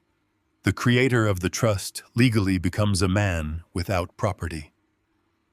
Arthur looked at my son with chilling clarity and explained that Cameron was holding a power of attorney for a man who officially owned absolutely nothing. You cannot borrow equity against a house that belongs to a phantom legal entity. You cannot drain bank accounts that no longer exist. The blood drained completely from Cameron's face. His skin turned a sickly ashen gray. The arrogant posture collapsed. He stared at the glowing zeros on the computer screen, his mind struggling to process the catastrophic magnitude of his defeat. He realized in that agonizing moment that I was not a confused, helpless old man. He realized that while he was plotting to steal my crown, I had already demolished the entire kingdom. I had watched him lay his trap, and I had simply removed the prize. Cameron opened his mouth to speak, but no words came out. He was completely paralyzed by the sheer terror of his reality. He had promised the underground lenders a massive payout by sunset. He had promised Monica a new life of luxury. He had risked federal prison by forging my signature, and it was all for nothing. He had walked into a vault only to find it swept completely clean. Arthur stood up from his leather chair. The professional courtesy was entirely gone, replaced by the stern authority of a man guarding an institution. He gathered the forged documents, slid them across the desk, and told Cameron to put them back in his briefcase. Arthur informed him that attempting to execute a fraudulent power of attorney was a severe criminal offense. He stated that the only reason he was not pressing the silent alarm to summon federal authorities was out of deep, abiding respect for my legacy. Arthur pointed toward the heavy oak door. He ordered Cameron to leave the building immediately and warned him never to return. Cameron reached out with trembling, numb fingers. He grabbed the useless papers and shoved them into his bag. He could barely stand. His legs shook as he pushed himself up from the chair. He did not say a single word. There were no more lies to tell. There were no more threats to make. His power had been crushed to fine dust. He stumbled out of the office, walking blindly through the grand marble lobby. The wealthy clients and busy tellers blurred around him. He pushed through the revolving glass doors and stepped out into the harsh, cold daylight of the city. He stood on the concrete sidewalk, the heavy briefcase hanging uselessly from his hand.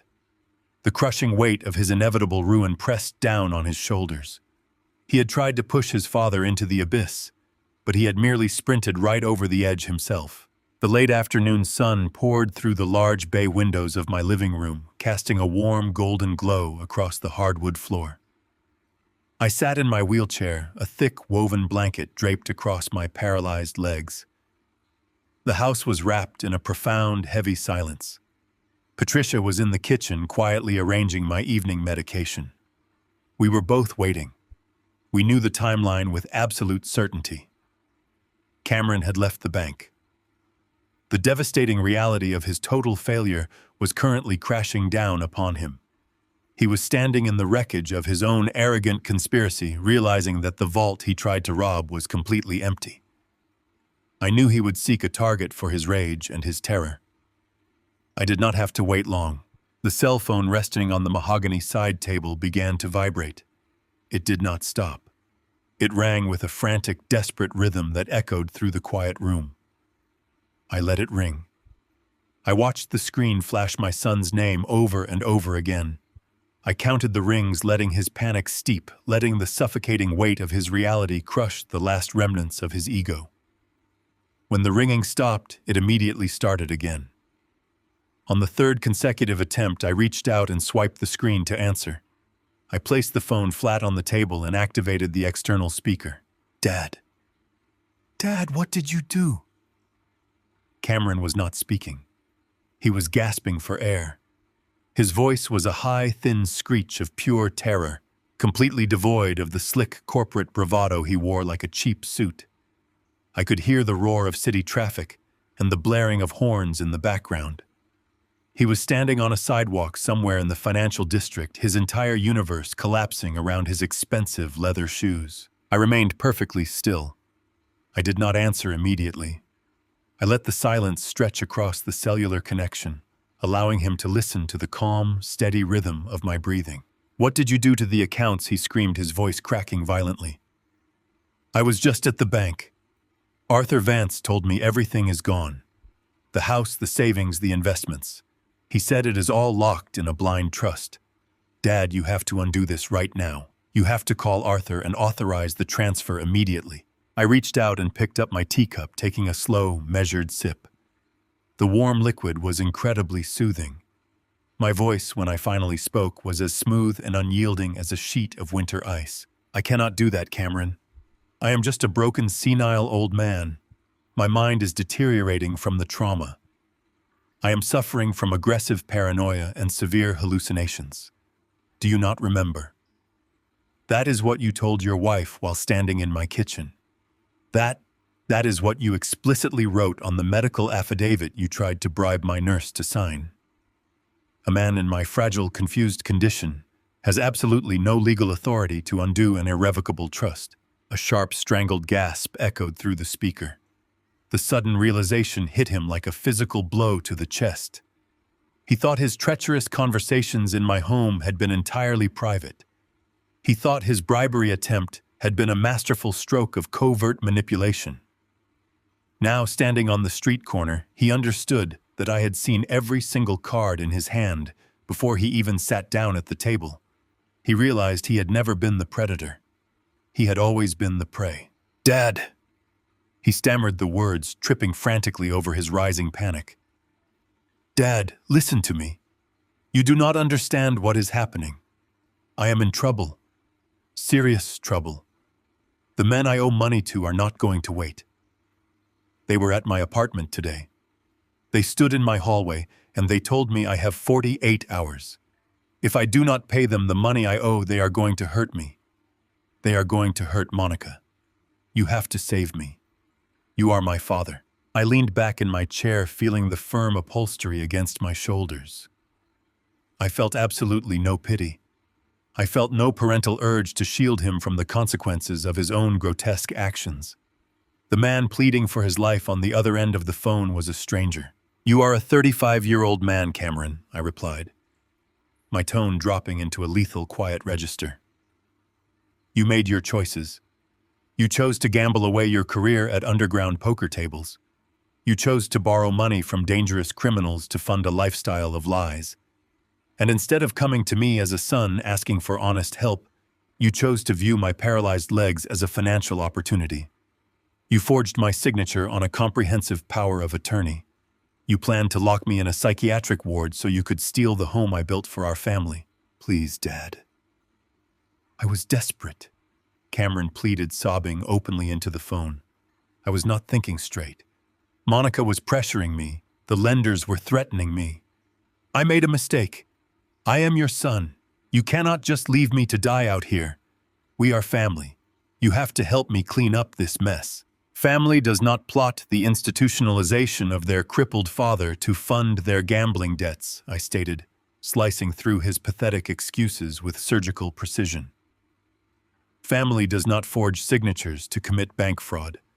You stood in my dining room and handed me a pen, believing you had successfully cornered a helpless victim. You arrogantly told me you were handling my future. Well, Cameron, I am handling yours. I am not your personal servant. I am not your emergency fund. And I am absolutely not here to act as a janitor to clean up the toxic criminal garbage dump you created yourself. But the trust, Cameron wailed, his voice dissolving into a wet, hysterical cry. The money is right there. You can amend the trust. You can take out a loan against the principal.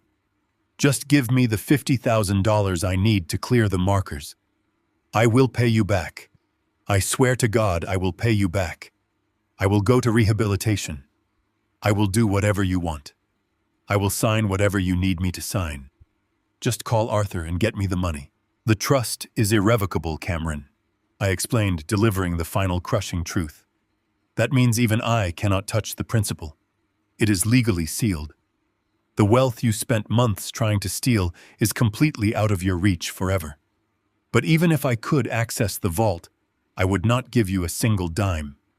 You wanted absolute control over my life. You wanted to make me a ward of the state. You put a price tag of $5,000 on my freedom when you tried to buy Patricia. So let me explain your new reality. I paused, letting the silence command his absolute attention. The forged documents you brought to the bank today have been fully documented by Arthur Vance, son, I continued. My attorneys are currently preparing a comprehensive file detailing your attempted extortion, your bank fraud, and your elder abuse.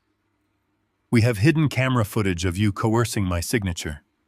We have audio recordings of Monica offering a cash bribe to my medical staff. We possess the complete structural blueprint of your criminality. If you ever step foot on my property again, if you ever attempt to contact me or my staff, that file goes directly to the federal prosecutor. You will trade your gambling debts for a federal prison cell. No, no, no! Cameron screamed the reality of his total destruction, finally breaking his mind. Dad, you cannot do this. They are going to kill me. They are going to find me and they are going to kill me. You are sentencing your own son to death. I am not sentencing you to anything, Cameron. I am simply refusing to be your human shield. You built a gallows, tied the noose, and wrapped it around your own neck. I am just refusing to cut you down. I strongly suggest you stop crying and start running, because your 48 hours are ticking away, and the men looking for you do not care about your excuses. I reached out and pressed the red button on the screen. The connection severed instantly, cutting off his pathetic, weeping screams. The silence that rushed back into the living room was magnificent. It was not the silence of a tomb. It was the sound of absolute victory. The heavy, suffocating presence of betrayal had been completely eradicated from my home. I took a deep breath, filling my lungs with clean, peaceful air. Patricia walked in from the kitchen holding 2 fresh cups of coffee. She set one down on the mahogany table beside me. She looked at the darkened screen of the cell phone, then looked at me. Her eyes held a deep, respectful understanding. We did not need to discuss what had just happened. The war was officially over. The enemy had been completely neutralized. I picked up the warm coffee cup, feeling the heat spread through my hands. I turned my wheelchair toward the large bay windows, watching the vibrant colors of the sunset paint the sky. The pain in my spine was still there, a constant reminder of the physical battle I still had to fight. But the emotional rot was gone. The parasite had been surgically removed. I was a man who had stared into the darkest depths of human greed and emerged entirely victorious. I took a sip of my coffee, ready to enjoy the absolute tranquility of the rest of my life. The tires of Cameron's luxury sedan screamed against the asphalt as he took the final corner into my quiet suburban neighborhood. Inside his vehicle, the air was thick with the suffocating stench of pure panic. Monica sat in the passenger seat, clutching her expensive leather purse, her face pale and contorted with a vicious, terrified rage. She demanded to know what Cameron was going to do next. She demanded to know how a paralyzed old man had managed to completely outsmart them. Cameron gripped the steering wheel so tightly, his hands cramped, but he had absolutely no answers to give her. He only possessed the desperate, irrational hope that if he could just get inside the house, he could somehow bully his father into submission. He still believed he could intimidate his way out of a catastrophic financial ruin and a looming federal crime. He slammed on the brakes, leaving dark skid marks across the pristine concrete of my driveway. He did not even bother to turn off the engine. He threw the car door open and sprinted up the brick pathway toward the heavy oak front door. Monica followed closely behind him, her designer heels clicking frantically against the pavement. Cameron pulled his silver keychain from his jacket pocket.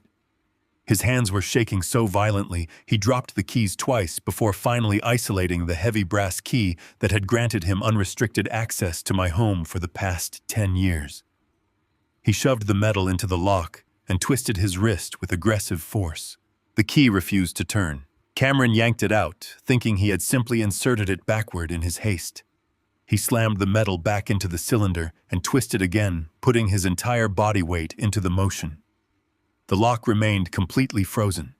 It was a brand new deadbolt utilizing reinforced steel freshly installed by a private locksmith just hours after he had left the house that afternoon. He grabbed the heavy brass handle and rattled it furiously, throwing his shoulder against the solid oak wood. He shouted my name, demanding that I open the door. He ordered Patricia to unlock the entrance immediately. His voice echoed down the quiet street, a pathetic display of a man who suddenly realized his absolute authority had vanished into thin air. From my position in the living room, I watched his distorted silhouette through the frosted glass panels. I sat perfectly still in my wheelchair, the thick wool blanket resting over my legs. I did not move an inch to help him.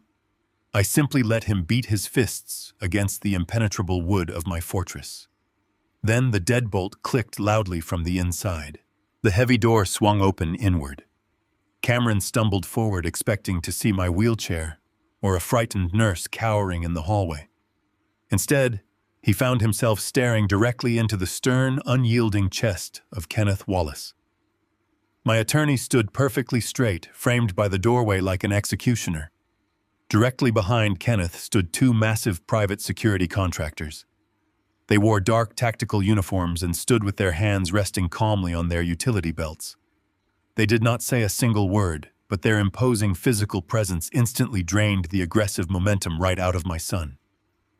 Cameron froze on the welcome mat, his chest heaving as he tried to process the insurmountable wall standing between him and his stolen inheritance. Kenneth stepped forward, crossing the threshold just enough to force Cameron to take a clumsy step backward.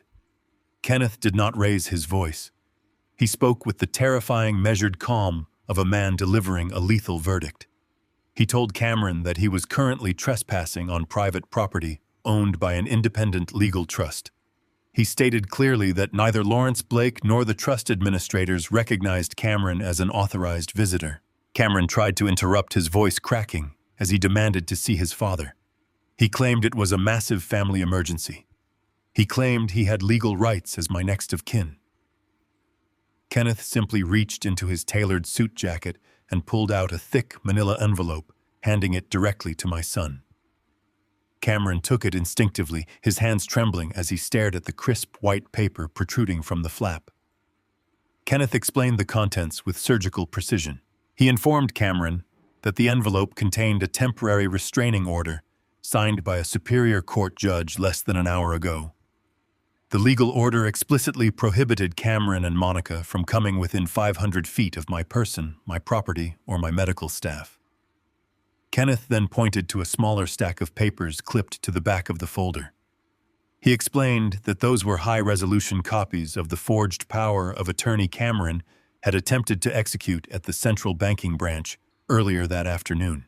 The color drained entirely from Cameron's face as Kenneth continued his relentless legal assault. He told my son that the original fraudulent documents, along with the hidden camera footage of the extortion in my dining room and the audio recordings of Monica attempting to bribe my nurse, had already been delivered to the district attorney. Kenneth looked Cameron directly in the eyes and told him the prosecutor was currently reviewing the massive file for multiple felony charges, including bank fraud, identity theft, and severe elder abuse. The legal guillotine had officially dropped. The 48-hour deadline from the underground gambling syndicate was no longer Cameron's only problem. He was now staring down the barrel of a lengthy federal prison sentence. Monica snatched the documents from her husband's shaking hands, her eyes darting frantically across the dense legal text. The reality of their total financial and legal destruction finally registered in her mind. The loyalty in their marriage evaporated instantly, replaced by the raw, vicious instinct of pure self-preservation. She threw the papers directly at Cameron's chest, causing them to scatter across the brick pathway. She stepped back as if he were suddenly diseased. Her voice escalated into a piercing, hysterical shriek that cut through the cool afternoon air. Monica screamed that this was entirely his fault. She yelled that he had promised her an easy fortune, that he had sworn the old man was too weak and too stupid to fight back. She pointed a manicured finger at his face, loudly declaring to Kenneth and the security guards that she had absolutely nothing to do with the forged signature. She claimed Cameron had acted completely alone, that he had lied to her about his massive gambling debts, and that she was merely an innocent victim of his reckless criminal behavior. Cameron stood there completely shattered, watching the woman he had committed felonies to please publicly abandon him on his father's front porch. He tried to reach out to her, begging her to calm down, pleading with her not to say anything else in front of the attorney. Monica slapped his hand away with absolute disgust. She turned around and marched rapidly down the driveway, leaving him standing alone in the cold air. She got into the driver's side of the luxury sedan, slammed the door, and sped away, leaving Cameron stranded on the sidewalk. Kenneth watched the miserable display without a single shred of sympathy. He looked at the boy he had once mentored, the man who had traded his own family for a stack of poker chips. Kenneth told Cameron that he had exactly 10 seconds to remove himself from the property before the security team physically restrained him and called the local police to enforce the court order. Cameron looked up at the frosted glass panels, trying to catch a glimpse of me. He knew I was inside watching. He knew I had orchestrated this entire flawless execution. He opened his mouth to speak, to offer one final pathetic apology, but there were no words left to say. The game was over, and he had lost everything. He turned around, his shoulders slumped in total, absolute defeat, and walked slowly down the brick path toward the empty street. Kenneth stepped backward into the house. The heavy oak door swung shut. The reinforced steel deadbolt clicked loudly into place, sealing the fortress and locking my treacherous son out in the cold forever. The cool afternoon breeze swept through the quiet suburban street, carrying with it the sudden and unmistakable sound of approaching sirens. The flashing red and blue lights bounced off the manicured lawns and the polished windows of the neighboring houses. Cameron was still standing on the concrete sidewalk, just outside the boundary of my property. His heavy leather briefcase hung limply from his hand as he stared blankly at the iron gate that had just slammed shut on his entire future. He slowly turned his head toward the end of the street. 3 unmarked dark sedans and 2 distinct black and white patrol cruisers turned the corner in perfect synchronization. They did not speed recklessly, but moved with a deliberate and terrifying purpose. They pulled up along the curb, completely blocking the perimeter of the estate. Cameron stood completely frozen. His mind, which had always prided itself on being 10 steps ahead of everyone else, completely shut down. He watched as 4 officers in crisp, dark uniforms stepped out of the vehicles, followed by 2 plainclothes detectives wearing stern, unforgiving expressions. They walked with absolute authority directly toward the spot where my son was standing. Cameron tried to straighten his posture. He instinctively attempted to adjust his expensive silk tie and smooth the wrinkles from his custom-tailored suit. He forced a pathetic, wavering smile onto his face, attempting to summon the charismatic corporate persona he had used to deceive people for his entire adult life. He raised his free hand in a gesture of peaceful compliance and opened his mouth to speak. He planned to tell them that there was a simple misunderstanding. He planned to explain that this was a private family matter regarding a sick and confused father. He planned to charm his way out of the trap. The lead detective did not even allow him to finish his first breath. The detective stopped exactly 2 feet in front of Cameron and stated his full legal name. The detective then informed him that he was executing an active warrant for his immediate arrest. The words hit Cameron like a physical barrage of heavy stones. He stammered and stuttered, claiming that a mistake had been made and insisting that he was a respected business executive. The detective ignored the pathetic display entirely and began to list the charges with cold and clinical precision. The detective informed Cameron that he was being charged with first-degree attempted bank fraud. He stated that the district attorney was officially pressing charges for the possession and attempted execution of forged legal documents. He added criminal extortion and severe elder abuse to the growing list of felonies. Cameron dropped his leather briefcase.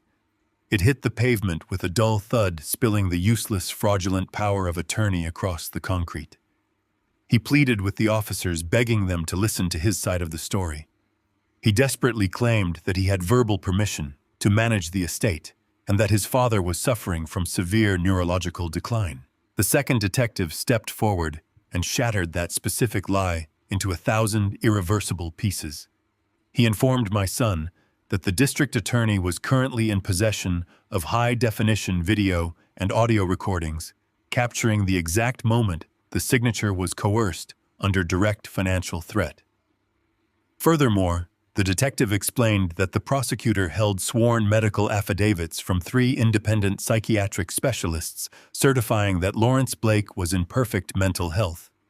The trap was so deeply entrenched and so flawlessly executed that Cameron finally realized he had absolutely no avenue of escape. The officers instructed him to turn around and place his hands behind his back. For a brief second, Cameron looked around the neighborhood. He saw the curtains twitching in the windows of the houses across the street. He saw his wealthy, respectable neighbors stepping out onto their porches to witness the spectacle. The man who had spent his entire life obsessed with status and public perception was now being publicly humiliated in broad daylight. He slowly turned around and presented his wrists. The cold, heavy steel of the handcuffs snapped shut with a sharp, metallic click. That simple sound signified the absolute end of his freedom. His knees buckled slightly under the crushing weight of his reality. He realized that the massive gambling debts he owed to violent underground lenders were no longer his biggest problem.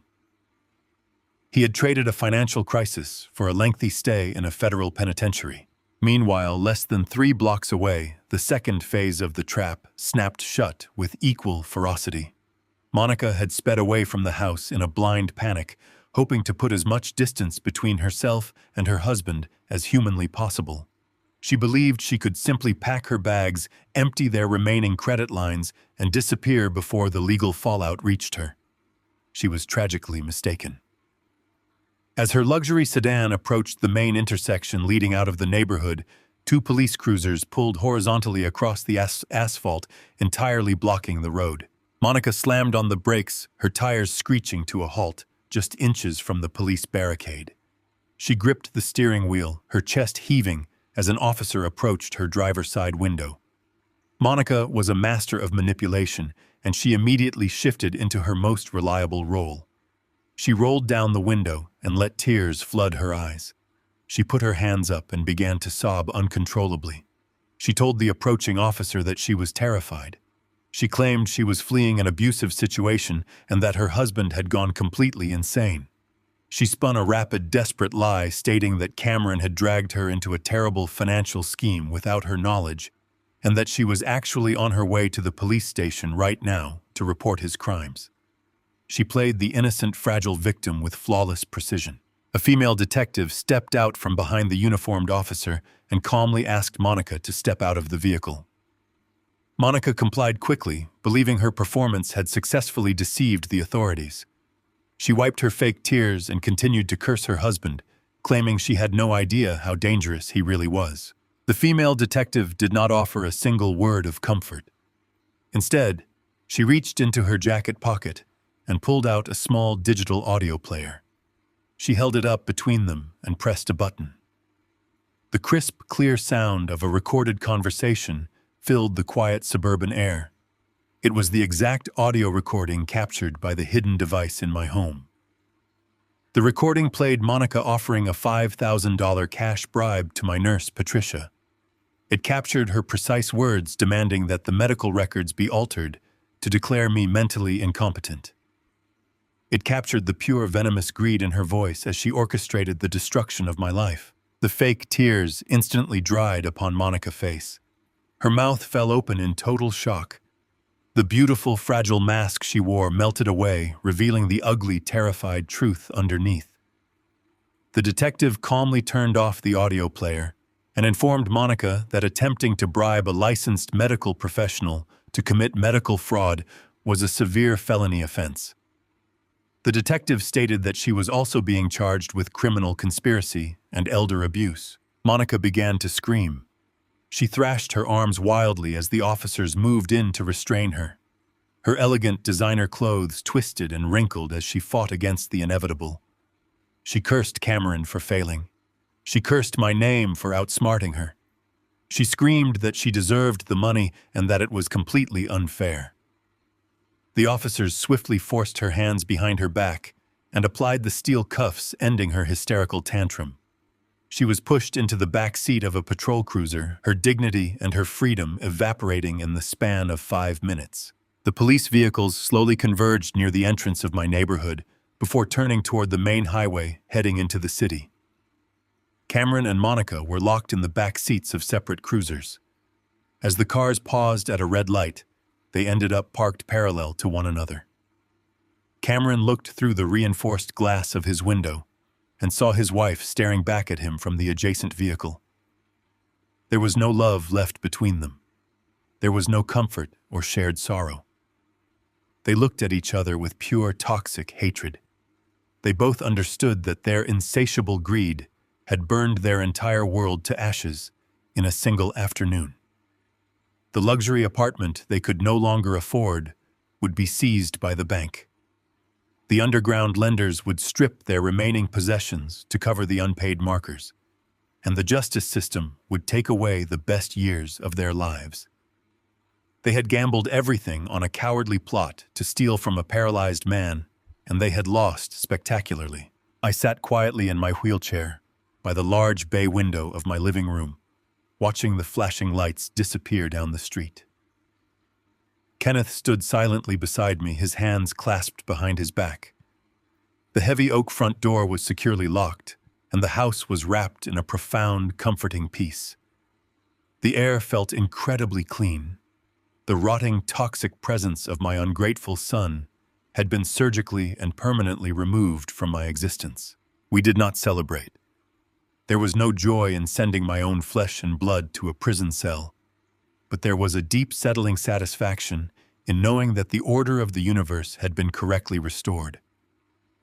I had spent 40 years building a legacy through honest, exhausting labor. Cameron had believed he could simply take that legacy through deceit and cruelty. He believed my physical weakness translated to a weakness of the mind. He was wrong. I turned my wheelchair away from the window and rolled toward the center of the room. I asked Patricia to pour a fresh cup of tea for Kenneth and myself. We had legal paperwork to finalize regarding the charitable donations from the Blind Trust. I was 71 years old, and my legs no longer worked, but my mind was sharper than ever. I had survived the worst betrayal a father could endure, and I had emerged completely victorious. The storm had passed, and the rest of my days would be lived exactly as I intended, on my own terms and in total, absolute freedom. The morning light filtered through the curtains of the master bedroom, casting long, rectangular shapes on the polished floor. I focused all my attention on my feet, resting on the carpet. For weeks, they had been nothing more than heavy leaden weights anchored to the end of my legs. Today, the sensation was different. I wiggled my toes. A sharp electric tingle shot up through my ankle and registered in my brain like a bolt of lightning. It was the most beautiful pain I had ever felt. Patricia stood by the bed, her eyes fixed on my feet, with a look of profound relief.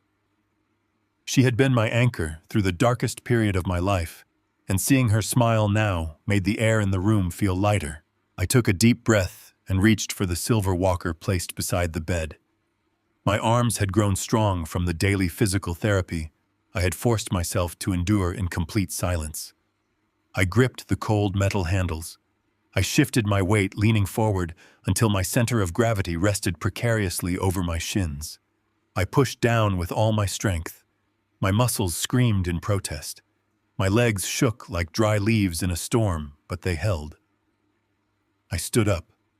The world swayed for a second, but I stabilized my breathing and fixed my gaze on the mirror at the end of the room. I was no longer the broken shell of a man I had been days ago. I was standing on my own 2 feet.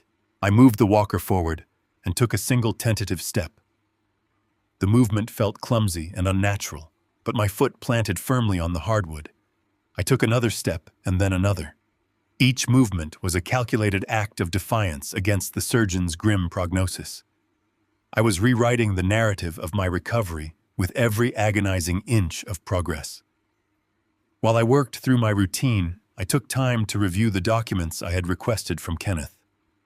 I studied the notes found in Kichban Ong Dadan Mao 1_14.docx, which detailed the final closing of the Blind Trust and the complete separation of my assets from my past liabilities. It was vital to ensure every detail was accounted for and that no loose ends remained for anyone to exploit. These records were the blueprint for the new reality I was building. I sat back down in the armchair by the window to catch my breath and turned my attention to the cross-references provided in Kichban Ong Daden 2_14.docx. This document was equally crucial, as it outlined the security protocols and the legal measures we had put in place to ensure that the house and all my assets remained permanently protected. Seeing the legal structure of my future laid out so clearly gave me a sense of security that money alone could never provide. I realized then that my greatest asset was never the bank account balance or the deed to the Oak House. It was the clarity of my mind and the resilience of my spirit. I had survived the betrayal of my own son because I refused to surrender my will to his malice. Patricia approached with a tray of fruit and a glass of water. She watched me with a quiet pride that I found deeply moving. She did not say anything, because she knew that this was a private victory. I watched the gardeners working on the lawn outside. The house was once again a place of life rather than a monument to my misery. I had spent so many years consumed by the business, the accumulation of wealth, and the pressure to provide for a family that viewed me only as a utility. I had let my identity be defined by what I owned rather than who I was. As I regained my strength, I started to look at the books and personal journals I had abandoned months ago. There were stories I had always intended to write, and ideas for local community projects that I had set aside for the sake of corporate obligations.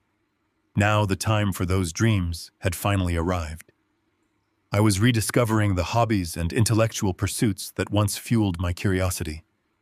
My mind was sharp and eager to engage with the world again. I spent hours reading philosophical texts and planning the future of the local historical society. These were the things that truly belonged to me. They were the investments that could never be stolen or forged. Every afternoon was a ritual of progress. I would use the walker to navigate from the bedroom to the study and then to the kitchen. The house had become my training ground. The stairs were still a daunting challenge, but I could feel my coordination improving with every attempt. Patricia would often walk beside me not to help, but to ensure I did not overexert myself. We would talk about her future, her dreams of returning to university, and the simple joys of a life unburdened by the chaos that had nearly destroyed us. There were moments of frustration. There were days when the nerves in my legs seemed to protest and the physical therapy left me exhausted. In those moments, I would look at the documents again. I would remember the day I decided to transfer everything to the trust. I would remember the silence of the house when the bank manager confirmed the assets were safe. That memory was enough to fuel my resolve. I knew that the physical pain was temporary, but the liberation was permanent. I started to invite a few trusted friends over for tea. We would sit in the garden and talk about the neighborhood, the historical society, and the future. They did not know the details of the betrayal, and they did not need to. They only saw a man who was fighting to reclaim his life, and they treated me with a respect that felt earned. My reputation was not built on the size of my estate, but on the integrity of my character. They saw someone who stood tall despite the obstacles, and that was the legacy I wanted to leave behind. I began to organize my library, sorting the books I had collected over a lifetime.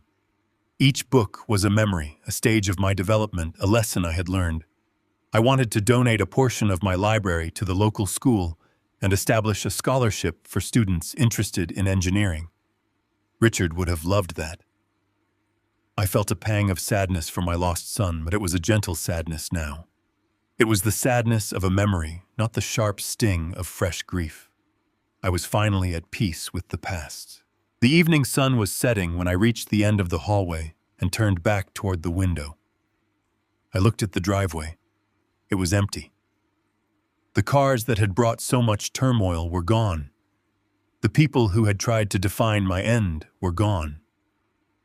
I was standing in the center of my own life, finally taking command of the narrative. I looked at the reflection in the window.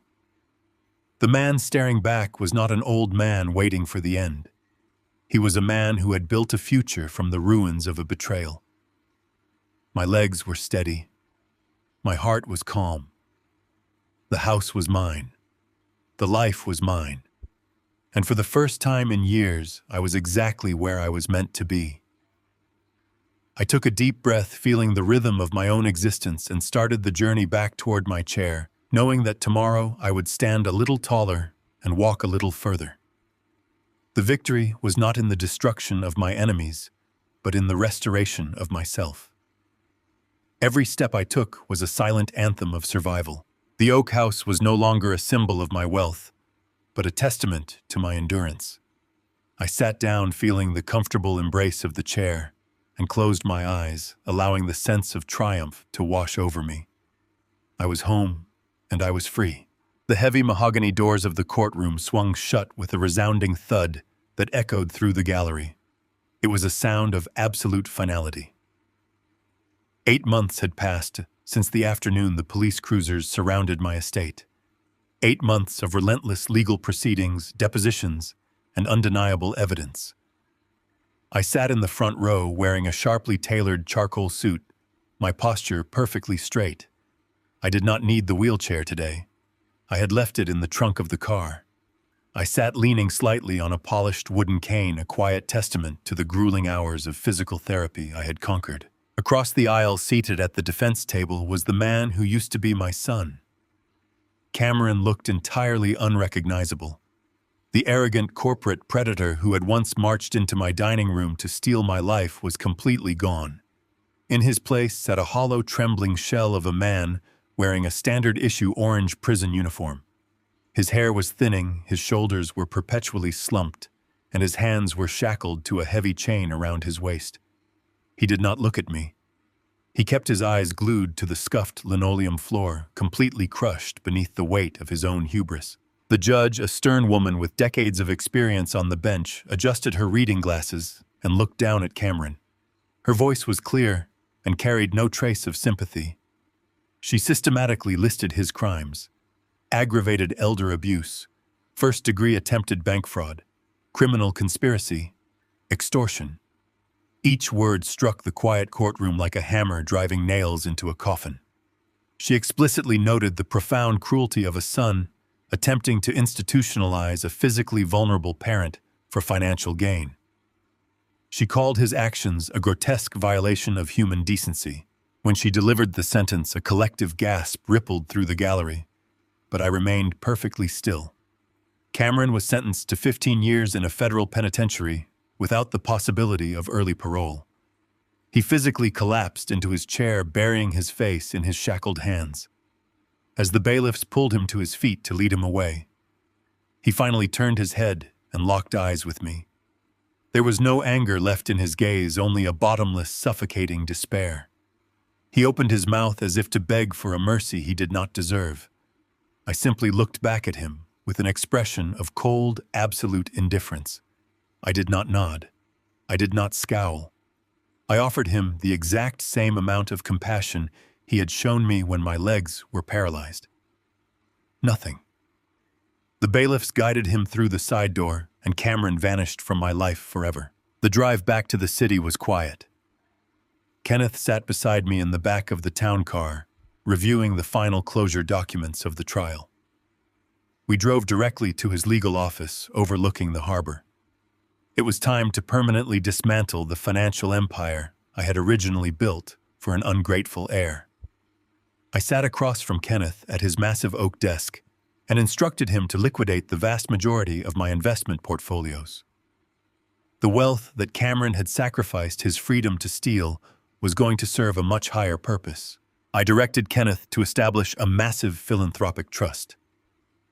60% of my total net worth was to be immediately transferred to a leading medical research foundation specializing in spinal cord injuries and neurological rehabilitation. I wanted the money that almost destroyed my life to be used to restore the lives of others. I wanted to fund the brilliant surgeons and therapists who worked miracles every single day. Kenneth smiled warmly and drafted the paperwork with swift, practiced efficiency. But there was one final financial arrangement that required my personal attention. I asked Kenneth to call Patricia into the office. She had been waiting in the reception area, having accompanied me to the courthouse to ensure my physical stability. She walked into the room wearing her usual professional demeanor, but her eyes held a deep, lingering sadness from witnessing the brutal reality of the trial. I asked her to sit down. I looked at the woman who had stood between me and total destruction. She had rejected a lucrative bribe from Monica. She had risked her career to secretly record my son's extortion. She had treated me with unwavering dignity when I was at my absolute weakest. I slid a thick leather-bound folder across the desk toward her. Patricia looked confused as she opened the cover. Inside was a fully funded commercial lease agreement for a premium medical facility in the city center, along with a certified bank draft for $2 million. Patricia gasped, her hands flying to her mouth as she read the documents. I spoke to her with profound, genuine gratitude. I told her that she possessed a rare and beautiful gift for healing not just bodies, but human dignity. I explained that the funds were specifically earmarked for her to open her own premier home healthcare center. She would be the executive director. She would hire and train a new generation of nurses who shared her impeccable moral compass. She began to cry softly, tears of pure disbelief spilling down her cheeks. She tried to refuse, claiming it was too much, but I raised my hand to stop her. I told her that loyalty and integrity were the most expensive currencies in the world, and she had proven she possessed them in abundance. She had earned every single penny. Late that afternoon, I returned to the Oak House. The sun was beginning its slow descent, casting a rich golden light through the ancient trees surrounding the property. The house was no longer a fortress under siege. It was a sanctuary of peace. I walked through the front door, leaving my cane leaning against the entryway wall. I did not need it in my own home anymore. I walked slowly down the hallway, feeling the solid, reassuring pressure of the hardwood floor against the soles of my feet. The journey from the wheelchair to this moment had been an agonizing crucible of pain and sweat. There were days in the physical therapy clinic when the nerve pain shooting up my spine made me want to surrender. There were nights when my legs refused to respond to the commands of my brain. But the memory of Cameron standing in my dining room arrogantly treating me like a disposable burden had fueled a fire in my soul that refused to be extinguished. I had pushed my body beyond every medical expectation because I absolutely refused to be the victim in his twisted narrative. I reached the master bedroom and opened the French doors leading out onto the expansive second-floor balcony. The warm evening breeze brushed against my face, carrying the sweet, earthy scent of the blooming garden below. I walked to the heavy stone railing and gripped the smooth surface with both hands. I stood there perfectly upright, supporting my own weight on my own 2 feet. The physical sensation of standing, of feeling, the strength in my calves, and the stability in my knees was an intoxicating triumph. I looked out over the manicured lawns and the vibrant flower beds. The world was incredibly quiet, completely devoid of the toxic noise that had plagued my life for the past year. The crushing weight of betrayal had vanished, replaced by an overwhelming sense of clarity. Staring out into the horizon, I finally understood a cruel but deeply liberating truth. I had spent 40 years believing that blood was the ultimate bond. I had believed that providing financial security and carrying the same last name automatically forged a family. I had been completely wrong. Blood is nothing more than a biological accident. It guarantees absolutely nothing. True family is built entirely on a foundation of mutual respect, unwavering loyalty, and shared humanity. Cameron shared my blood, but he lacked every single quality that makes a human being worthy of respect. He had looked at a father who had given him everything and saw only an obstacle standing between him and a bank account. The lesson I had delivered to my son was devastating, but it was not an act of blind vengeance. It was a necessary, unavoidable reckoning. It was an absolute affirmation of human dignity. I had taught him that weakness is not an invitation for exploitation. I had proven that a man's true power does not reside in his physical mobility, but in the sharpness of his mind and the unyielding strength of his will. He had tried to strip me of my agency, and in response I had stripped him of his entire world. The sun dipped below the tree line, painting the sky in brilliant strokes of violet and crimson. I took a deep, cleansing breath, feeling the air fill my healthy lungs. I was Lawrence Blake, I had built a legacy from the ground up. I had survived the darkest betrayal imaginable, and I had emerged from the ashes stronger than ever before. My wealth was secure, my conscience was clear, and my future belonged entirely to me. I let go of the stone railing, turned away from the setting sun, and walked back into my home with steady, unbroken steps. The storm was finally over, and the rest of my life was waiting. The core lesson of this narrative is that biological ties do not excuse emotional or financial abuse. True family is forged through mutual respect, loyalty, and compassion, not mere genetics. When individuals mistake physical vulnerability for an opportunity to exploit, they severely underestimate the power of human dignity and resilience. We must learn that setting absolute boundaries and defending our self-worth are not acts of cruelty, but necessary acts of survival. Wealth and legacy mean nothing if they are built on a foundation of greed. Peace is only achieved when we courageously remove toxic influences from our lives. If you found this story of resilience and justice inspiring, please share your thoughts in the comments and subscribe for more stories.